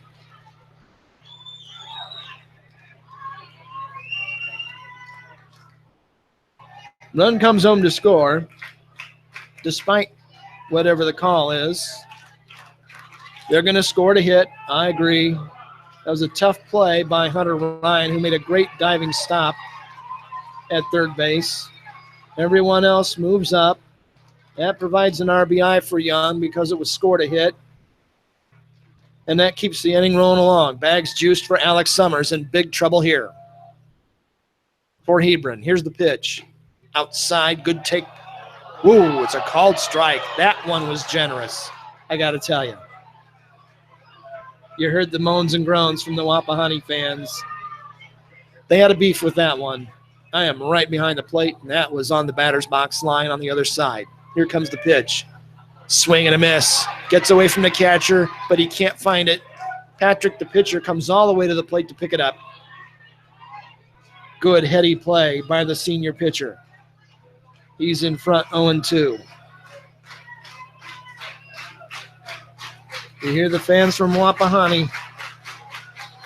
Rhythmic clapping, trying to get some more runs home with the bags full and 1 away. They lead 4-2. Tapper foul up the first baseline. Little, excuse me, throw the barrel at the ball kind of swing by Summers to spoil that one. Raiders have gotten a run here in the 5th. They lead 4-2. They've got the bags loaded. And Summers could really do damage if he can get one down. Here comes the pitch to him. In the air toward right field. Shallow. Second baseman out. Right fielder in. It's caught. by the right fielder. Runner tags. He's heading for home. He's going to be safe. 5-2 Wapahani. That's a sacrifice fly, and Garrett Stanley comes in to score. Wise moves to third.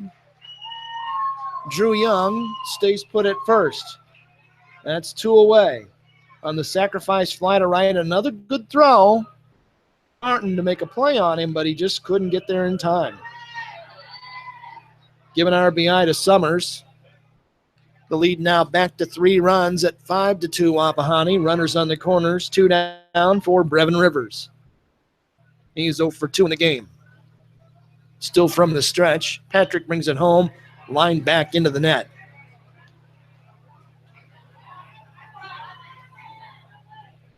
Winner of this game goes to the state championship game next weekend. Wapahani starting to feel confident. Still a long way to go. Here's the next pitch. Check swing, taking, called strike anyway. Rivers is in the hole, 0-2.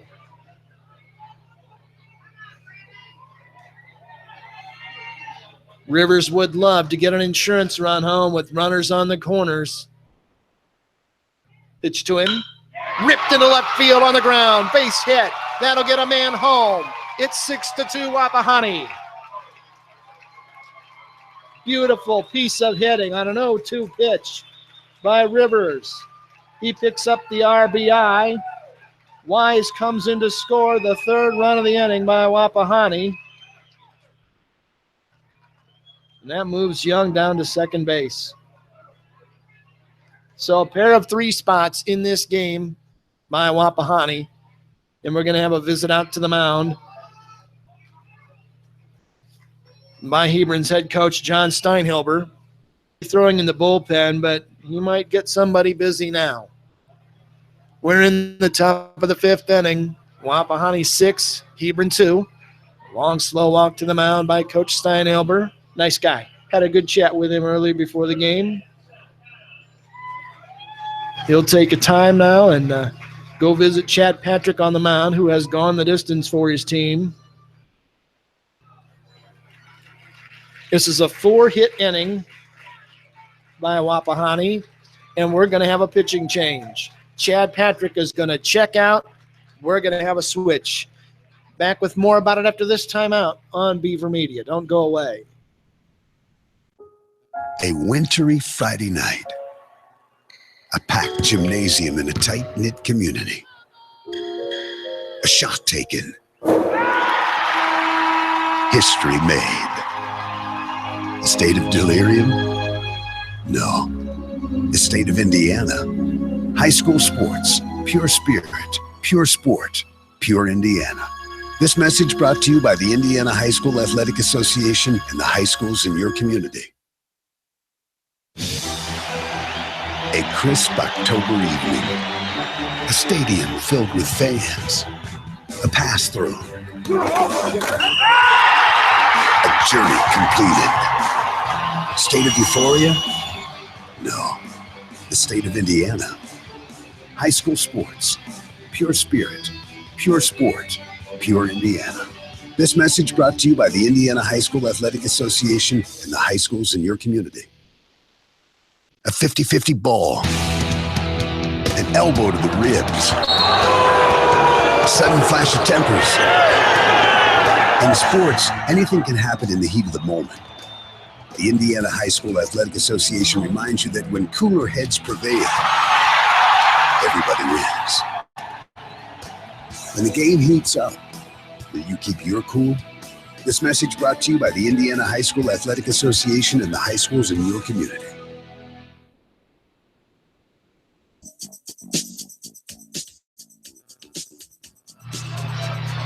Welcome back to the ballpark. Hebron has made a pitching change with 2 down here in the Wapahani half of the 5th inning. That's the top half. That's it for Chad Patrick, who works 4 2/3. He goes all the way to the center field wall and slaps the wall in disgust.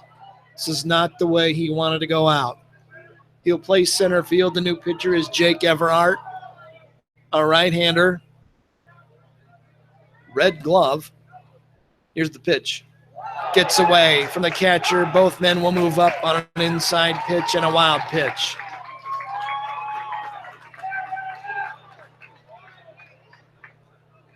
Things are going Wapahani's way right now. Isaiah Brozier is the batter. Second and third with 2 down. Drew Young is at third. Brevin Rivers is at second base. Brozier, nothing out of 2, hitting in the 8 hole. A fly out and a ground out. Here's the pitch. Tapper, right side, right at the first baseman. 2 big hops. He takes it alone. 3 unassisted. That's it for Wapahani here in their half of the 5th inning, but a big inning for the Raiders. They get 3 runs on 4 hits. They leave a pair. Good job by the Raiders to get back on top. We're through 4.5 in Kokomo in the 2A North Semi-State. Wapahani 6, Hebron 2 on Beaver Media and on the Delco Preps channel.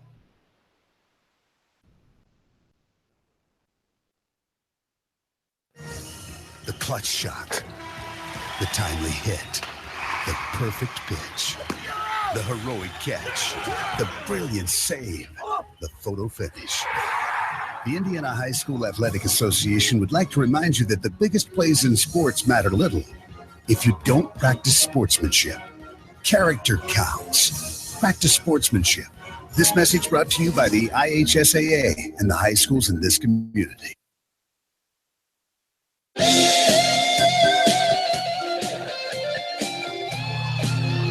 We move to the bottom of the 5th inning here in Kokomo at Municipal Stadium. It's go back to work time for the Hebron Hawks as they trail Wapahani now 6-2.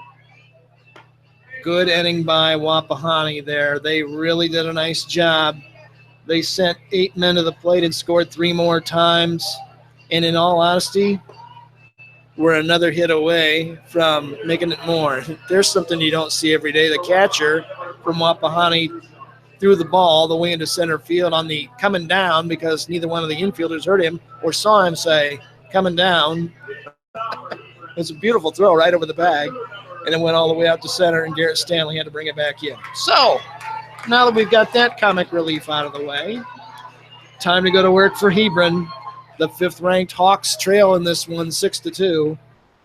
Half of the 5th, it's 9-1-2 in the batting order. Mark Martin to lead off.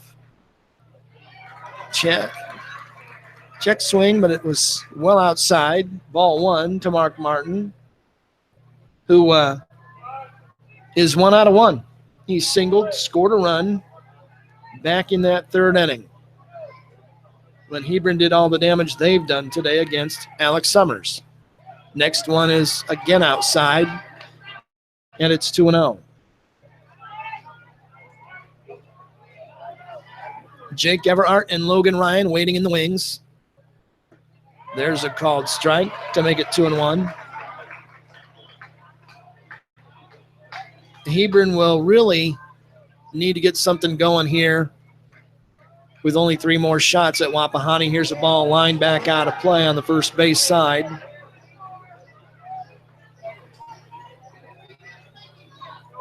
That makes it 2-2.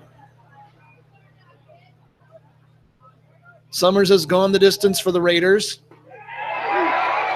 He struck him out. Called 3rd strike on the outside corner, 1 away. Nice pitch.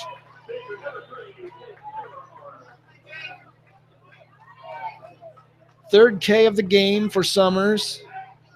That brings up the leadoff man in the Hebron batting order, Jake Everhart. First base and is now the pitcher of record. He takes high, ball 1. Everhart, 1 out of 2 with a ground out and a single. He scored a run. Here's the pitch. Line shot, foul up the first baseline. The coach can't quite get it. Laid that one. 1 ball, 1 strike. Summers ready, he deals. Another one back out of play in the air. Here behind home plate. The count is 1-2. So the Hebron starter, Patrick, worked 4 2/3 before giving way. Here comes the pitch from Summers, and it's a curveball over the hitter's head as he ducked it. Everhart says, "Are you kidding me?" 2 balls and 2 strikes. 6-9-1 in line score for Wapahani. 2-3-1 here in the bottom of the 5th. Fastball way outside. The count runs out to 3-2. Raiders are in the driver's seat right now. If their defense and pitching holds up, they look pretty good. Here's one in the air, down the left field line, over near the bullpen. 3 men converging. Nice catch on the warning track by Isaiah Brozier, who ran a mile to get that one and caught it about 5 feet from the edge of the wall. Nice play. 2 down. The walls here curve back in toward the field of play from the bullpen out toward the foul line, and that's no man's land. You don't want to run into the wall down there. That was well done by Brozier. Rivers couldn't have gotten to it. The only man who could catch it did. That brings in Logan Ryan. He takes a curve on the outside corner for a strike. Ryan has walked and struck out. He's a left-handed hitter. Summers into his next one. Works him away again. It's fouled back into the seats behind the third base dugout. And it's quickly 0-2. Unofficially, 60 pitches thrown by Summers through the first 4 innings. Here comes his next one. It's high and away. And it's 1-2.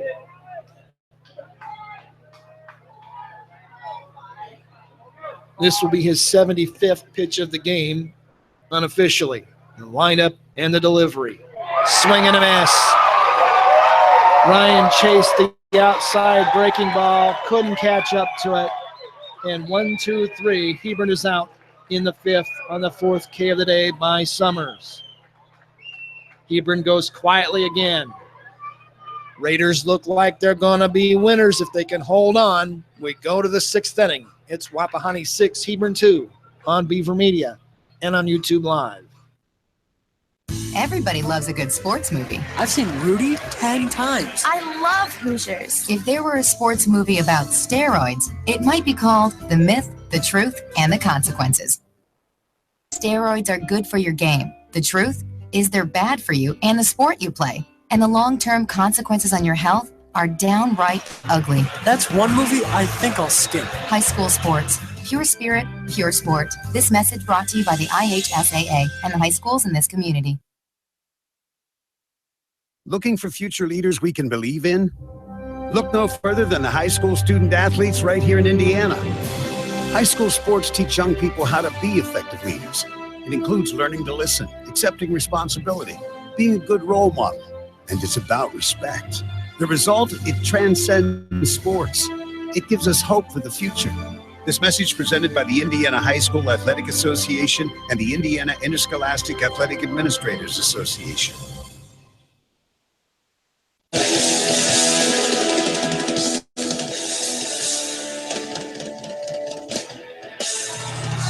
Brian Beaver back with you here in Kokomo as we move to the 6th inning. Things are getting tight now. Wapahani 6, Hebron 2.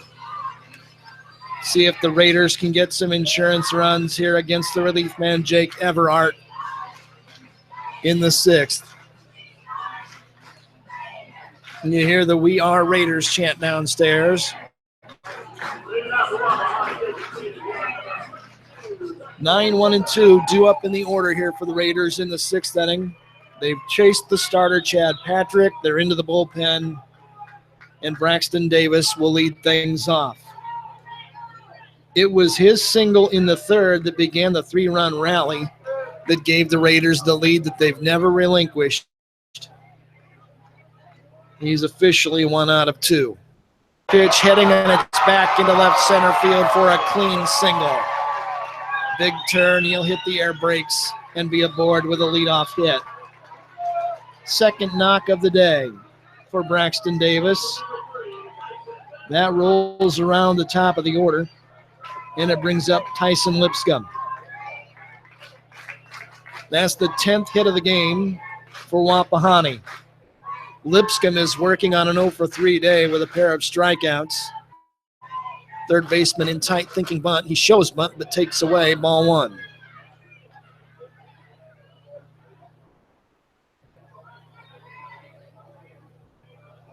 Lipscomb is the leading hitter on the team average-wise, but Brian Dudley with 700 and odd wins is known for playing the percentages, and I would not be shocked if he's laying it down here. Pitch to him. He takes. Count is 2-0.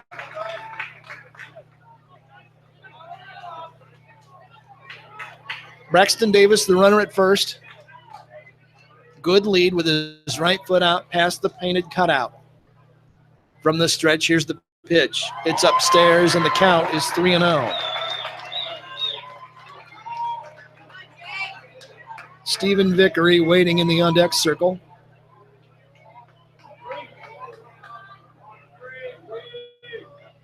Lipscomb almost certain to be taking here on 3-0. And he is, and it's ball 4. Way upstairs. Easy for me to say. You can't laugh at yourself. You can't laugh at all.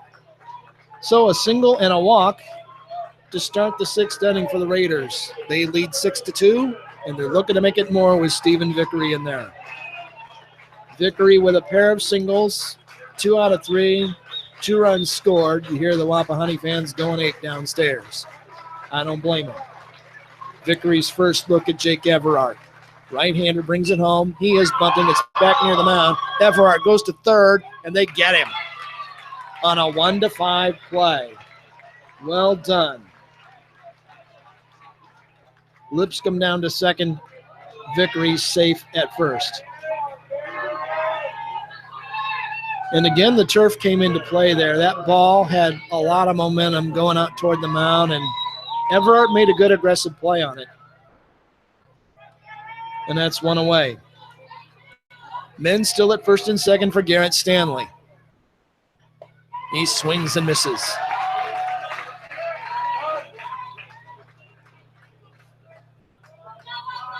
Stanley has a pair of hits. He's been on base all 3 times. He reached on an error as well, and he scored 2 runs for Wapahani. Pitch to him. Slapped on the ground up the first baseline. Tough hop. Handled nicely down there by the first baseman for the second out, 3 unassisted.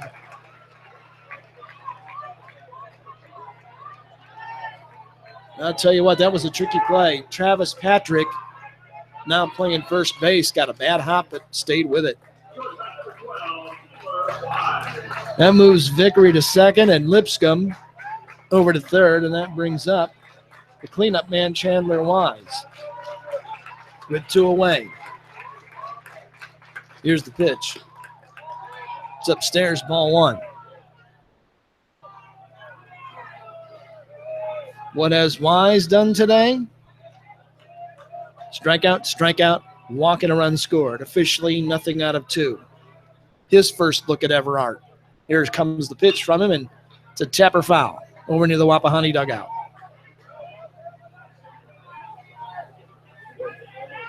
Raiders are threatening here in the 6th, and if you're Hebron, realistically, you don't want to let them get much farther away than 6-2. A single here would add 2 more runs. Pitch is outside, and the count is 2-1.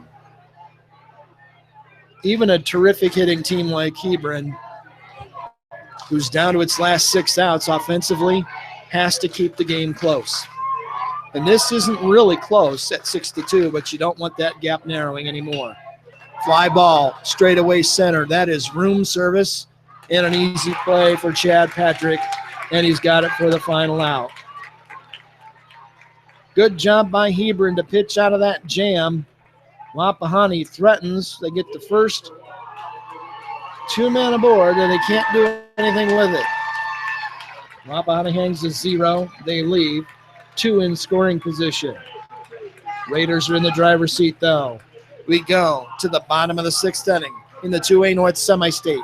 It's Wapahani 6, Hebron 2 on Beaver Media and on YouTube Live. Kid in grade school who paints her face blue and white before every home game. It's the accountants and salesmen who give up their Friday evenings to referee.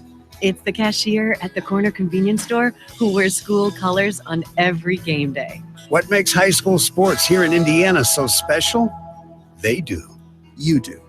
We all do. This message presented by the Indiana High School Athletic Association and the Indiana Interscholastic Athletic Administrators Association. One place where students are students first and athletics are played with purpose and perspective. That place is your local high school. High school sports offer more than the joy of competition. Studies show that student athletes in Indiana are also likely to enjoy greater levels of achievement in other areas of their lives, including academics. High school sports, a winning part of a complete education. This message presented by the Indiana High School Athletic Association and the Indiana Interscholastic Athletic Administrators Association.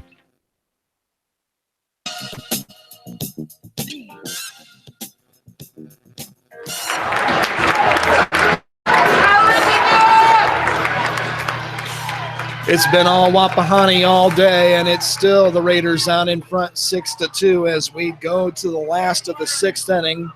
Do or die time rolling up fast for the Hebron Hawks. They trail by 4, but they've got the heart of their order up here in the sixth inning. 3, 4, and 5 against Alex Summers. Luke Woodward to lead off, working on a 1 out of 2 day. He takes the first pitch, and it's a ball. Woodward had a double for an RBI, a fly out to go along with it. Here's the next one from Summers. Worked him in tight, 2-0. Summers has gone the distance. 2 runs allowed, only 3 hits, 3 walks, 4 Ks. Pitched him away, taken for a ball, and it's quickly 3-0, and the catcher, Tyson Lipscomb, says, give me time. Zach Sliwa says, go talk to him, and he does make a visit to the mound for a quick chat with Alex Summers. Hunter Ryan, Tyler Patrick waiting in the wings, and this really is the game. Because if you're Hebron and you don't get anything here with the best hitters in your lineup, it's looking pretty dark. He's taking, and it's a strike. Woodward's still ahead, 3-1. This is too good a hitting team to think it's over yet. Hard smash on the ground, diving attempt by Wise. It's by him to center, and it's an opening hit here in the sixth for Luke Woodward and Hebron. You hear their crowd start to come to life. They know what I just told you. If they don't get something here, it's going to be awful tough. They've got the best hitters on their team stepping up here in the sixth against Summers, who has gone the distance for Brian Dudley. Hunter Ryan, the left-handed hitter, 0 for 1 with a walk and a K. And he takes low and away. Ball 1. Summers has done a terrific job on the mound. He's 6 outs away from a trip to victory field. There's a pitch outside. It's on the corner. He calls it a strike late. Wow. 1-1. And you heard the crowd's reaction. Wise ready, short lead, pitch comes home. Swing and a miss. Count goes to 1-2. Wapahani has already turned 1 double play today. They would love to get another shot at another one with a man at first and no one out here in the sixth. Pitch comes home. It's popped up on the infield towards short. Wise says it's mine, and he's got it. 1 away. That's a big out right there. That brings in Tyler Patrick. Tyler is nothing out of 2 with a fly out and a fielder's choice. And still his teammate Luke Woodward at first base with 1 away. Lead pitch in tight, ball 1. Penn and Zionsville in the 4A semi-state after this one. I'll be on the road. Here comes the pitch. It's popped up. Foul ground over into the third base dugout. Long run. 3 players run out of real estate. It's in the second row. Good hustle that time by Brevin Rivers, Alex Summers, and Tyson Lipscomb, all to chase it right to the railing of the dugout. Think they don't want these last 5 outs? Yeah. They can smell it. It's in their grasp right now. They just have to close it out. Wapahani 6, Hebron 2. Here in the bottom of the 6th inning, we have 1 away with a man at first base. Here comes the pitch. In the air, deep left field. It's going to chase him back. Brozier going toward the wall. He's got it. He ran it down and made a nice catch. 2 away. And that brings up Chad Patrick. Another nice defensive play by Wapahani. They've played almost flawless defense today. They've committed 1 error. That was a throwing error on a pickoff throw to first. Otherwise, fielding, they've been up to the task. 1 on, 2 down for Chad Patrick, who's 0 for 1 in the game. He looks at one over but high, ball 1. And Summers looks in as if to say, where was that? Well, it was over, but apparently high, according to Zach Sliwa, the plate umpire. Patrick has walked as well. He set another one upstairs, and he's ahead 2-0. If you look ahead to the Wapahani 7th inning, it'll be 5, 6, and 7 in the Raider batting order. Here comes the pitch. Called strike outside corner. 2-1. Raiders are in the catbird seat with a 6-2 late game lead. Line shot, foul. Out of play, right field side. This ballpark coming to life again. The Raider fans imploring their team to get that final out here in the 6th inning. Here comes the pitch. Swing and a miss. He got him. Patrick goes down swinging. Summers blows him away with the gas. His 5th strikeout of the game shuts down Hebron in the 6th. For the Hawks, no runs, a hit, no errors. They leave a man at first base. They've left 4 in the game. We go to the final roundup, the 7th inning in the 2A North Semi-State. It's Wapahani out in front of Hebron, 6-2 on Beaver Media. Who do I play high school softball for? I play for my mom and dad who've never missed a game. Whether they're playing for their teammates, their classmates, or their community, high school student athletes in Indiana learn important lessons they'll use for the rest of their lives, like respect for the rules and the value of hard work and sacrifice. This message presented by the Indiana High School Athletic Association and the Indiana Interscholastic Athletic Administrators Association. High school sports is filled with athletes who possess the eye of the tiger and whose focus and determination enables them to soar like eagles. The games themselves can't be played without a few zebras.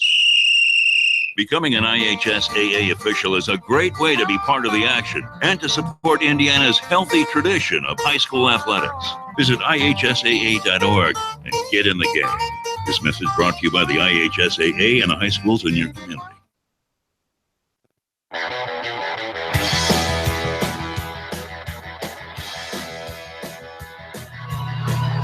This one moves to the 7th inning in Kokomo. Brian Beaver along with you again today on Beaver Media and on the YouTube channel, Delco Preps. Wapahani looking like they're going to go to Victory Field, but it's not over yet. We go to the 7th. Wapahani due up with Drew Young, Alex Summers, and Brevin Rivers. And then you look ahead to the Hebron 7th inning. They'll have the bottom third of their batting order. A group of guys that have had 1 hit all day. So Wapahani has this one in their hands. It's theirs to lose now. They'll lead things off with Drew Young here in the 7th. Good game today by Drew. Everart ready with his pitch. Swing and a miss, strike 1. Good off-speed pitch. Drew Young has driven in 3 runs with a pair of singles and a ground out, 2 out of 3 in the game. Next one is, wow, apparently he claimed it hit him. Did he swing at it and hit him? It's a question now of whether A, did it hit him, and B, did it hit him in the strike zone? Is it a strike or is it a hit by pitch? And now the plate umpire will trot down and chat with Steve Kaiser, his first base umpire, and say, hey, did it hit him? I couldn't tell. Brian Dudley in to check on his hitter, Drew Young. Well, it's either going to be 0-2 or Drew Young's going to be at first. And we'll wait on the umpires to make a decision of some kind. He's going to say, take your base. So Young grazed on the arm by the pitch, just enough to earn a trip to first base. And Wapahani has the leadoff man aboard here in the 7th inning. And now the umpire at the plate, Zachary Sliwa, is explaining to the head coach from Hebron, John Steinhilber, what happened. And John is shaking his head, was not even looking at him, looking away like, you got to be kidding. Of course, he's not going to be satisfied with the answer or the result, but it doesn't matter because Wapahani's man is going to be at first base. Now Steinhilber giving him some more business here before heading back to the dugout, and he's not happy at all about that call. Gesturing a couple times, and you hear the fans. Those are Wapahani fans. And now Steinhilber walking over toward the dugout on the third base side and points at the scoreboard, now points back at the umpire, and now he walks off toward the dugout and go again. Nothing like fun at the old ball yard. Leadoff man is aboard here in the 7th, and Alex Summers is the hitter. Single, ground out, sac fly, an RBI for Summers today at the plate. And he's bunting, and it's foul. Right back to the wall.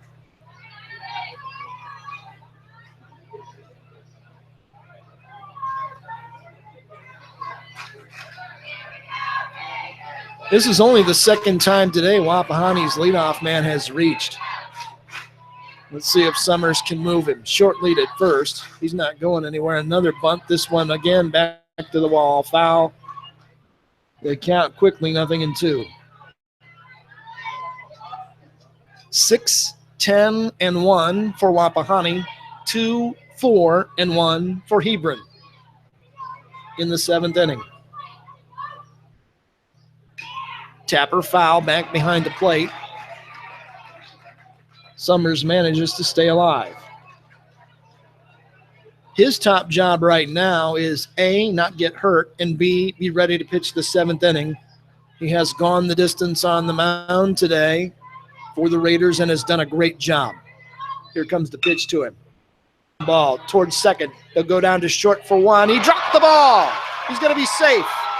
He says, I was taking it out to throw to second, and no is the call at second base by Mark Maxwell, and that's going to bring John Steinhilber out of the dugout, and we're going to have an argument at second base.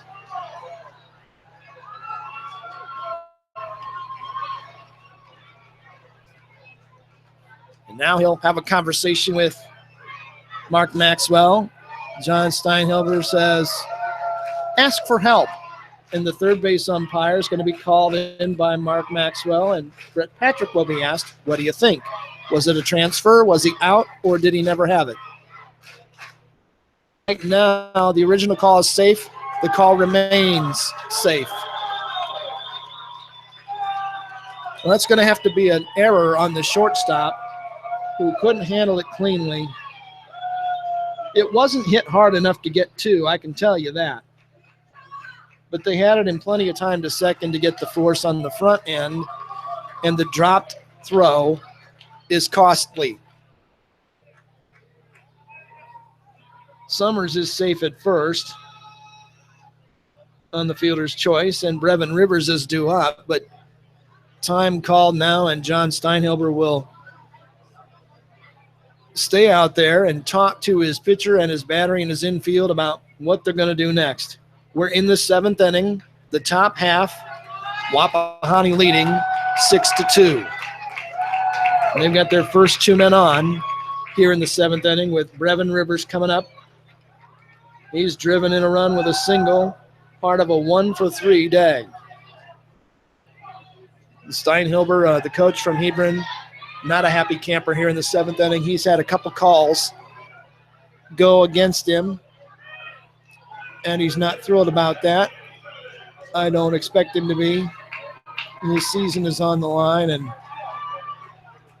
his kids are down 4, and it may be more before they come up again. 2 men aboard, nobody out. Here's the pitch. Swing and a miss. Brevin Rivers way out in front of that offering from Jake Everhart. He's trying to pitch his team out of a jam. They already trail by 4. They don't need a bigger hole. There's a swing and a miss at a pitch well off the plate. Rivers went outside the zone and chased it, and he's down 0-2. Men at first and second, nobody out. This one way outside. A good job to smother it by Tyler Patrick, the Hebron catcher.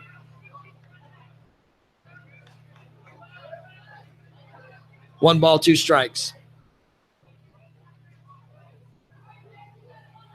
Long look back at second. Pitch comes home. It's outside, and the count to Brevin Rivers moves to 2-2.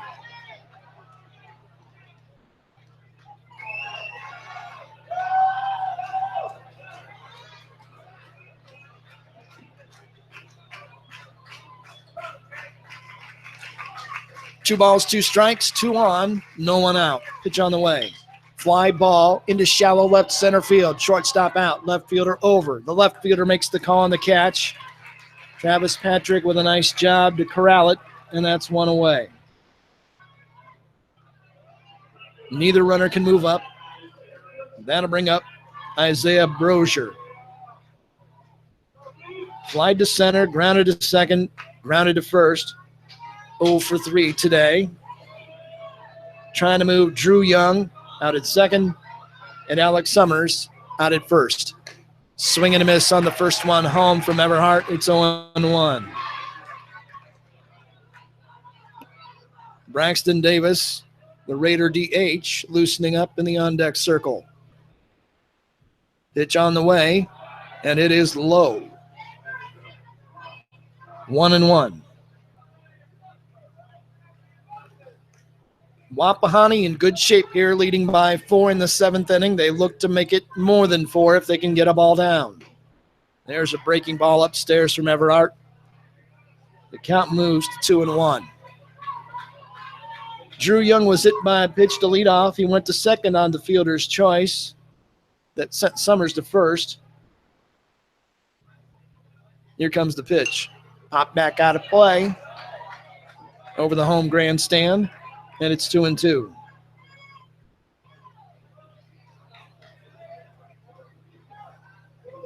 Wapahani broke open a scoreless game in the third. They got 3 in the top of the third. Hebron right back at them with 2 in the bottom of the third. Hebron has been scoreless ever since. Wapahani got 3 more in the fifth to break open a tight 3-2 game, and now it's 6-2. Here's the pitch. Breaking ball way outside, and the count is full.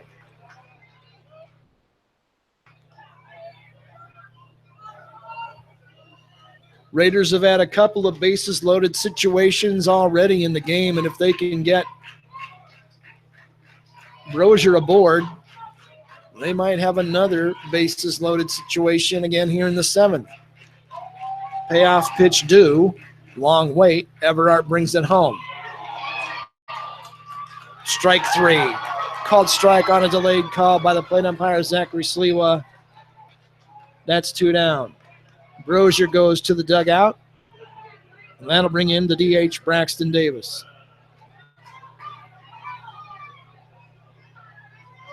Braxton, a right-handed hitter, single, fly out, single. Run scored today. He's had a good game. 2 on for him. He's out in front of that one, swings over it, and it's 0-1. Great having you along today on Beaver Media. Glad you're enjoying the game wherever you are. assuming that your team is in front. Here comes the pitch. Taken for a strike. That was right down Broadway, and it's 0-2.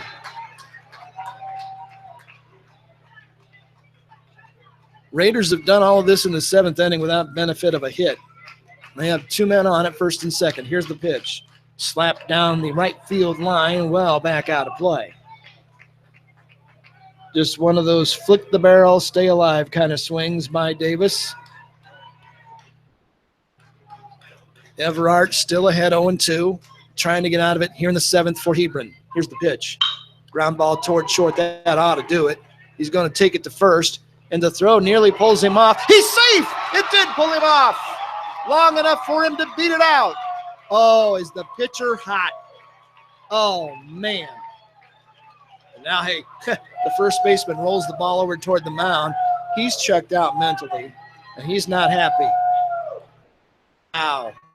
Now all the Hebron players are pointing over to the first base umpire saying, what was that? Well, he didn't make the bad throw.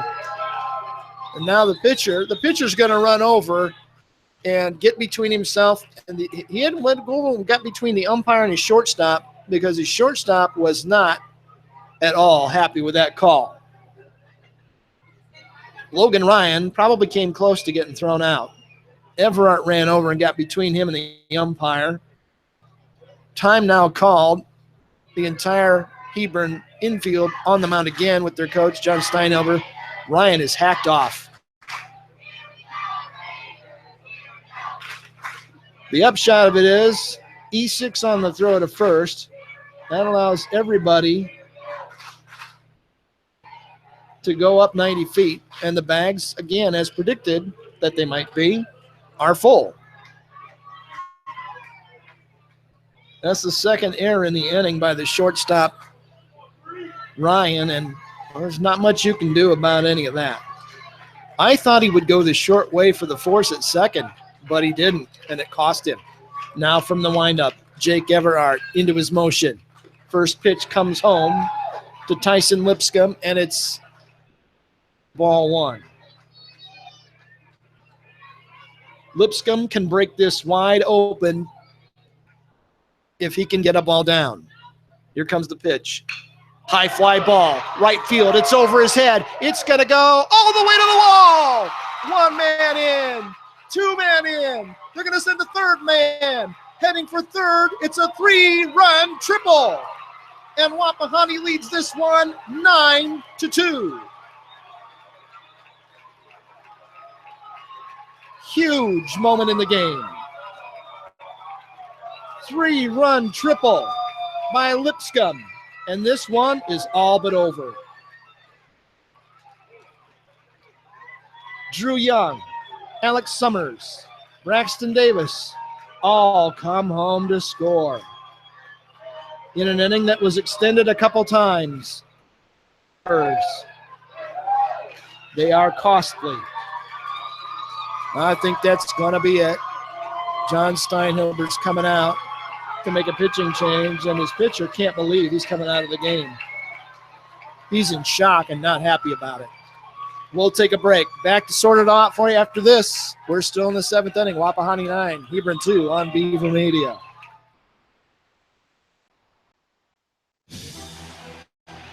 A crisp October evening.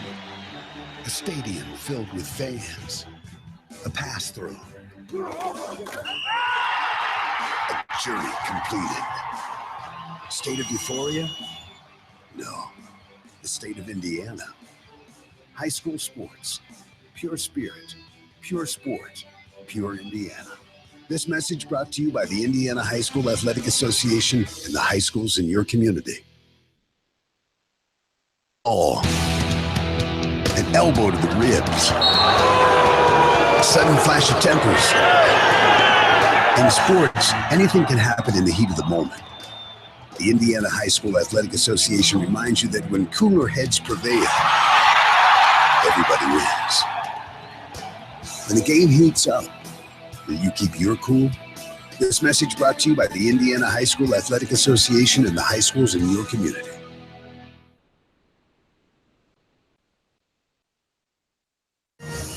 The clutch shot. The timely hit. The perfect pitch. The heroic catch. The brilliant save. The photo finish. The Indiana High School Athletic Association would like to remind you that the biggest plays in sports matter little if you don't practice sportsmanship. Character counts. Practice sportsmanship. This message brought to you by the IHSAA and the high schools in this community.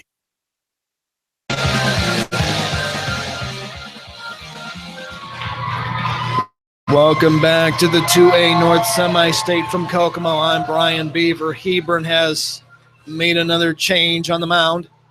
This will be the third pitcher of the day for the Hawks, and it's going to be Travis Patrick, I believe, and it is him, 35, Travis Patrick, who will take over on the mound, and he's the third hurler of the day. John Steinhilber, who has not been happy at all with the umpiring decisions in this game.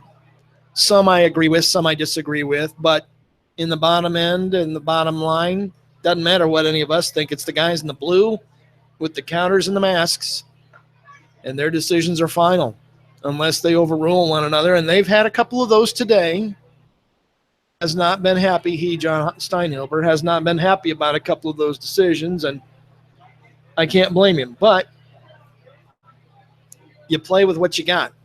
And here in the seventh inning, it's now a 9-2 game, and if you're playing Powerball tonight and you're in Selma, play the number 3. 3 runs in the third by the Raiders. 3 runs in the fifth by the Raiders. 3 runs in the seventh by the Raiders. You get where I'm going with that?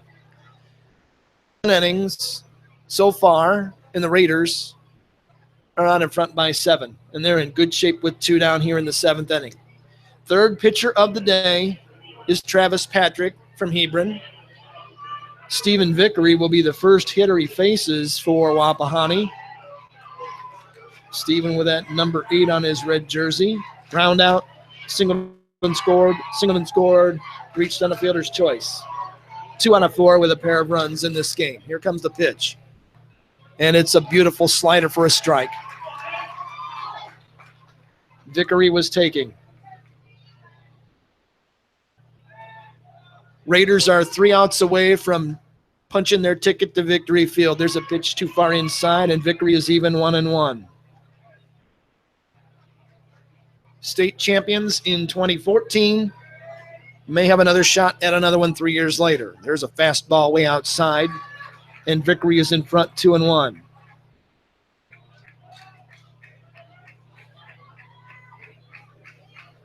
Wind up and the pitch on the way. Lifted into center field. It's going to be snagged on the fly by the shortstop, who goes over and cuts it off for the final out of the inning. And Hebron is down to do-or-die time.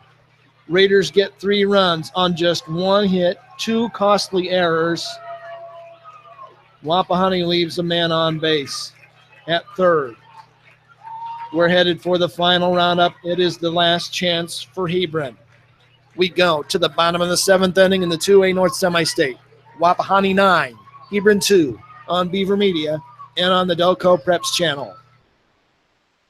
Was the good sports movie. I've seen Rudy 10 times. I love Hoosiers. If there were a sports movie about steroids, it might be called The Myth, the Truth, and the Consequences. The myth is that steroids are good for your game. The truth is they're bad for you and the sport you play. And the long-term consequences on your health are downright ugly. That's one movie I think I'll skip. High school sports. Pure spirit, pure sport. This message brought to you by the IHSAA and the high schools in this community. Kid in grade school who paints her face blue and white before every home game. It's the accountants and salesmen who give up their Friday evenings to referee. It's the cashier at the corner convenience store who wears school colors on every game day. What makes high school sports here in Indiana so special? They do. You do. We all do. This message presented by the Indiana High School Athletic Association and the Indiana Interscholastic Athletic Administrators Association.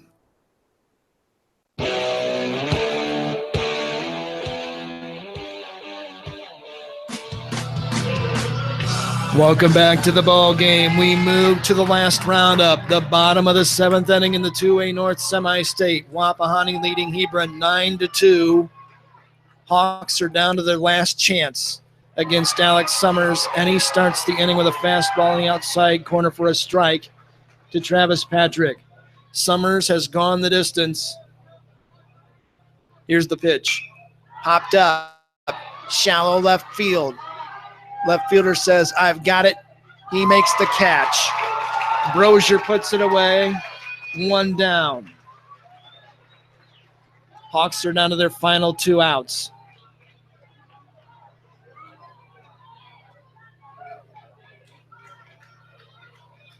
Summers has pitched a terrific game. He has allowed only 4 hits by Hebron, a team that came in batting .419 as a team, if my memory is correct. And this one fouled back into the net behind the plate by Cody Cruz. Cruz is nothing out of 2 with a fly out and a ground out.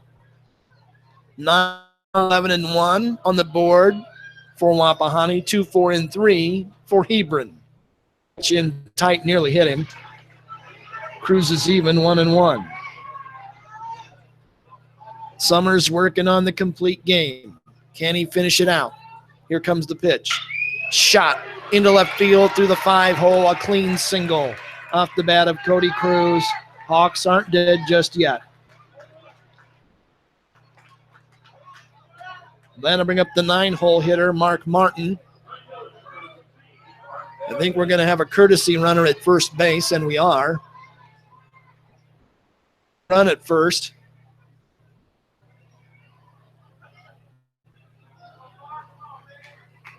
Can't get a number on him yet. 34. Let me see what we've got here. Jake Friel.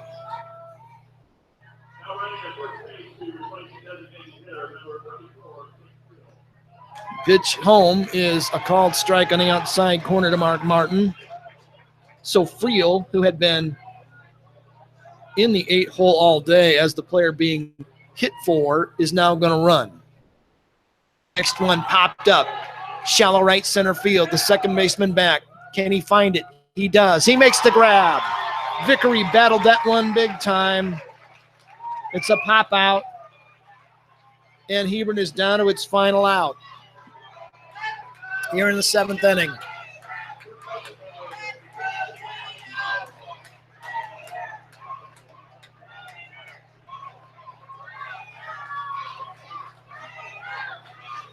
Raiders an out away from going to victory field. Man at first, 2 down. Jake Everhart, the batter. Back behind the plate, Lipscomb couldn't find it, though, and the umpire was in his way anyway. Just a strike, a lonely little strike. And this is a pinch hitter for Everhart. Getting a chance to swing the bat. Jake Monachino, left-handed hitter. Stares out, runner going. They won't make a play on him. They let him go. That pitches the ball. And down to second on the defensive indifference is Jake Friel. Next pitch home. Misses with a ball. 2-1 to Jake Monachino. Pitch on the way. Just off the outside edge for a ball, and it's 3-1. Summers has gone the distance for Wapahani. He leaves the next one on the outside corner. Monachino taken all the way, and the count is full. Hebron down to their final strike, trailing 9-2. Summers ready. Runner breaks. Here's the pitch. He got him! Struck him out! Fist pump by Summers. His 6th K of the day. And Wapahani is going to victory field in 2017. The final score in the North 2A Semi-State. Wapahani 9, Hebron 2. What a gutty performance by the Wapahani Raiders. they're going to play for a state title in 2017. Back to tell you more about it after this break on Beaver Media and on YouTube Live's Delco Preps channel. One place where students are students first and athletics are played with purpose and perspective. That place is your local high school. High school sports offer more than the joy of competition. Studies show that student athletes in Indiana are also likely to enjoy greater levels of achievement in other areas of their lives, including academics. High school sports, a winning part of a complete education. This message presented by the Indiana High School Athletic Association and the Indiana Interscholastic Athletic Administrators Association. Basketball, choir, drama club, and marching band all have in common. They're all high school activities that offer learning opportunities not necessarily found in the classroom. They take up just a fraction of a typical Indiana high school's budget, and they go a long way to giving young people the tools they need to thrive. High school activities, they're more than extracurricular. They're extra important, too. This message presented by the Indiana High School Athletic Association and the Indiana Interscholastic Athletic Administrators Association. School softball for? I play for my mom and dad who've never missed a game. Whether they're playing for their teammates, their classmates, or their community, high school student athletes in Indiana learn important lessons they'll use for the rest of their lives, like respect for the rules and the value of hard work and sacrifice. This message presented by the Indiana High School Athletic Association and the Indiana Interscholastic Athletic Administrators Association. The world of high school sports is filled with athletes who possess the eye of the tiger and whose focus and determination enables them to soar like eagles. The games themselves can't be played without a few zebras. Becoming an IHSAA official is a great way to be part of the action and to support Indiana's healthy tradition of high school athletics. Visit IHSAA.org and get in the game. This message brought to you by the IHSAA and the high schools in your community. A wintry Friday night. A packed gymnasium in a tight-knit community. A shot taken. History made. A state of delirium? No. The state of Indiana. High school sports. Pure spirit. Pure sport. Pure Indiana. This message brought to you by the Indiana High School Athletic Association and the high schools in your community.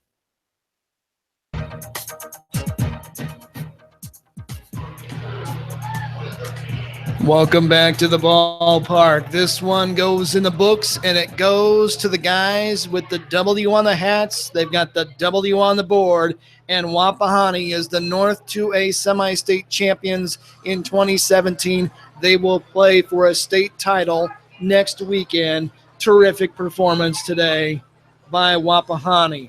They did a masterful job today getting this victory. This is the fourth time in the state tournament they've knocked off a top 10 ranked team. Today they take down number 5 Hebron and send them back to Porter County with a final record for the year of 29-4.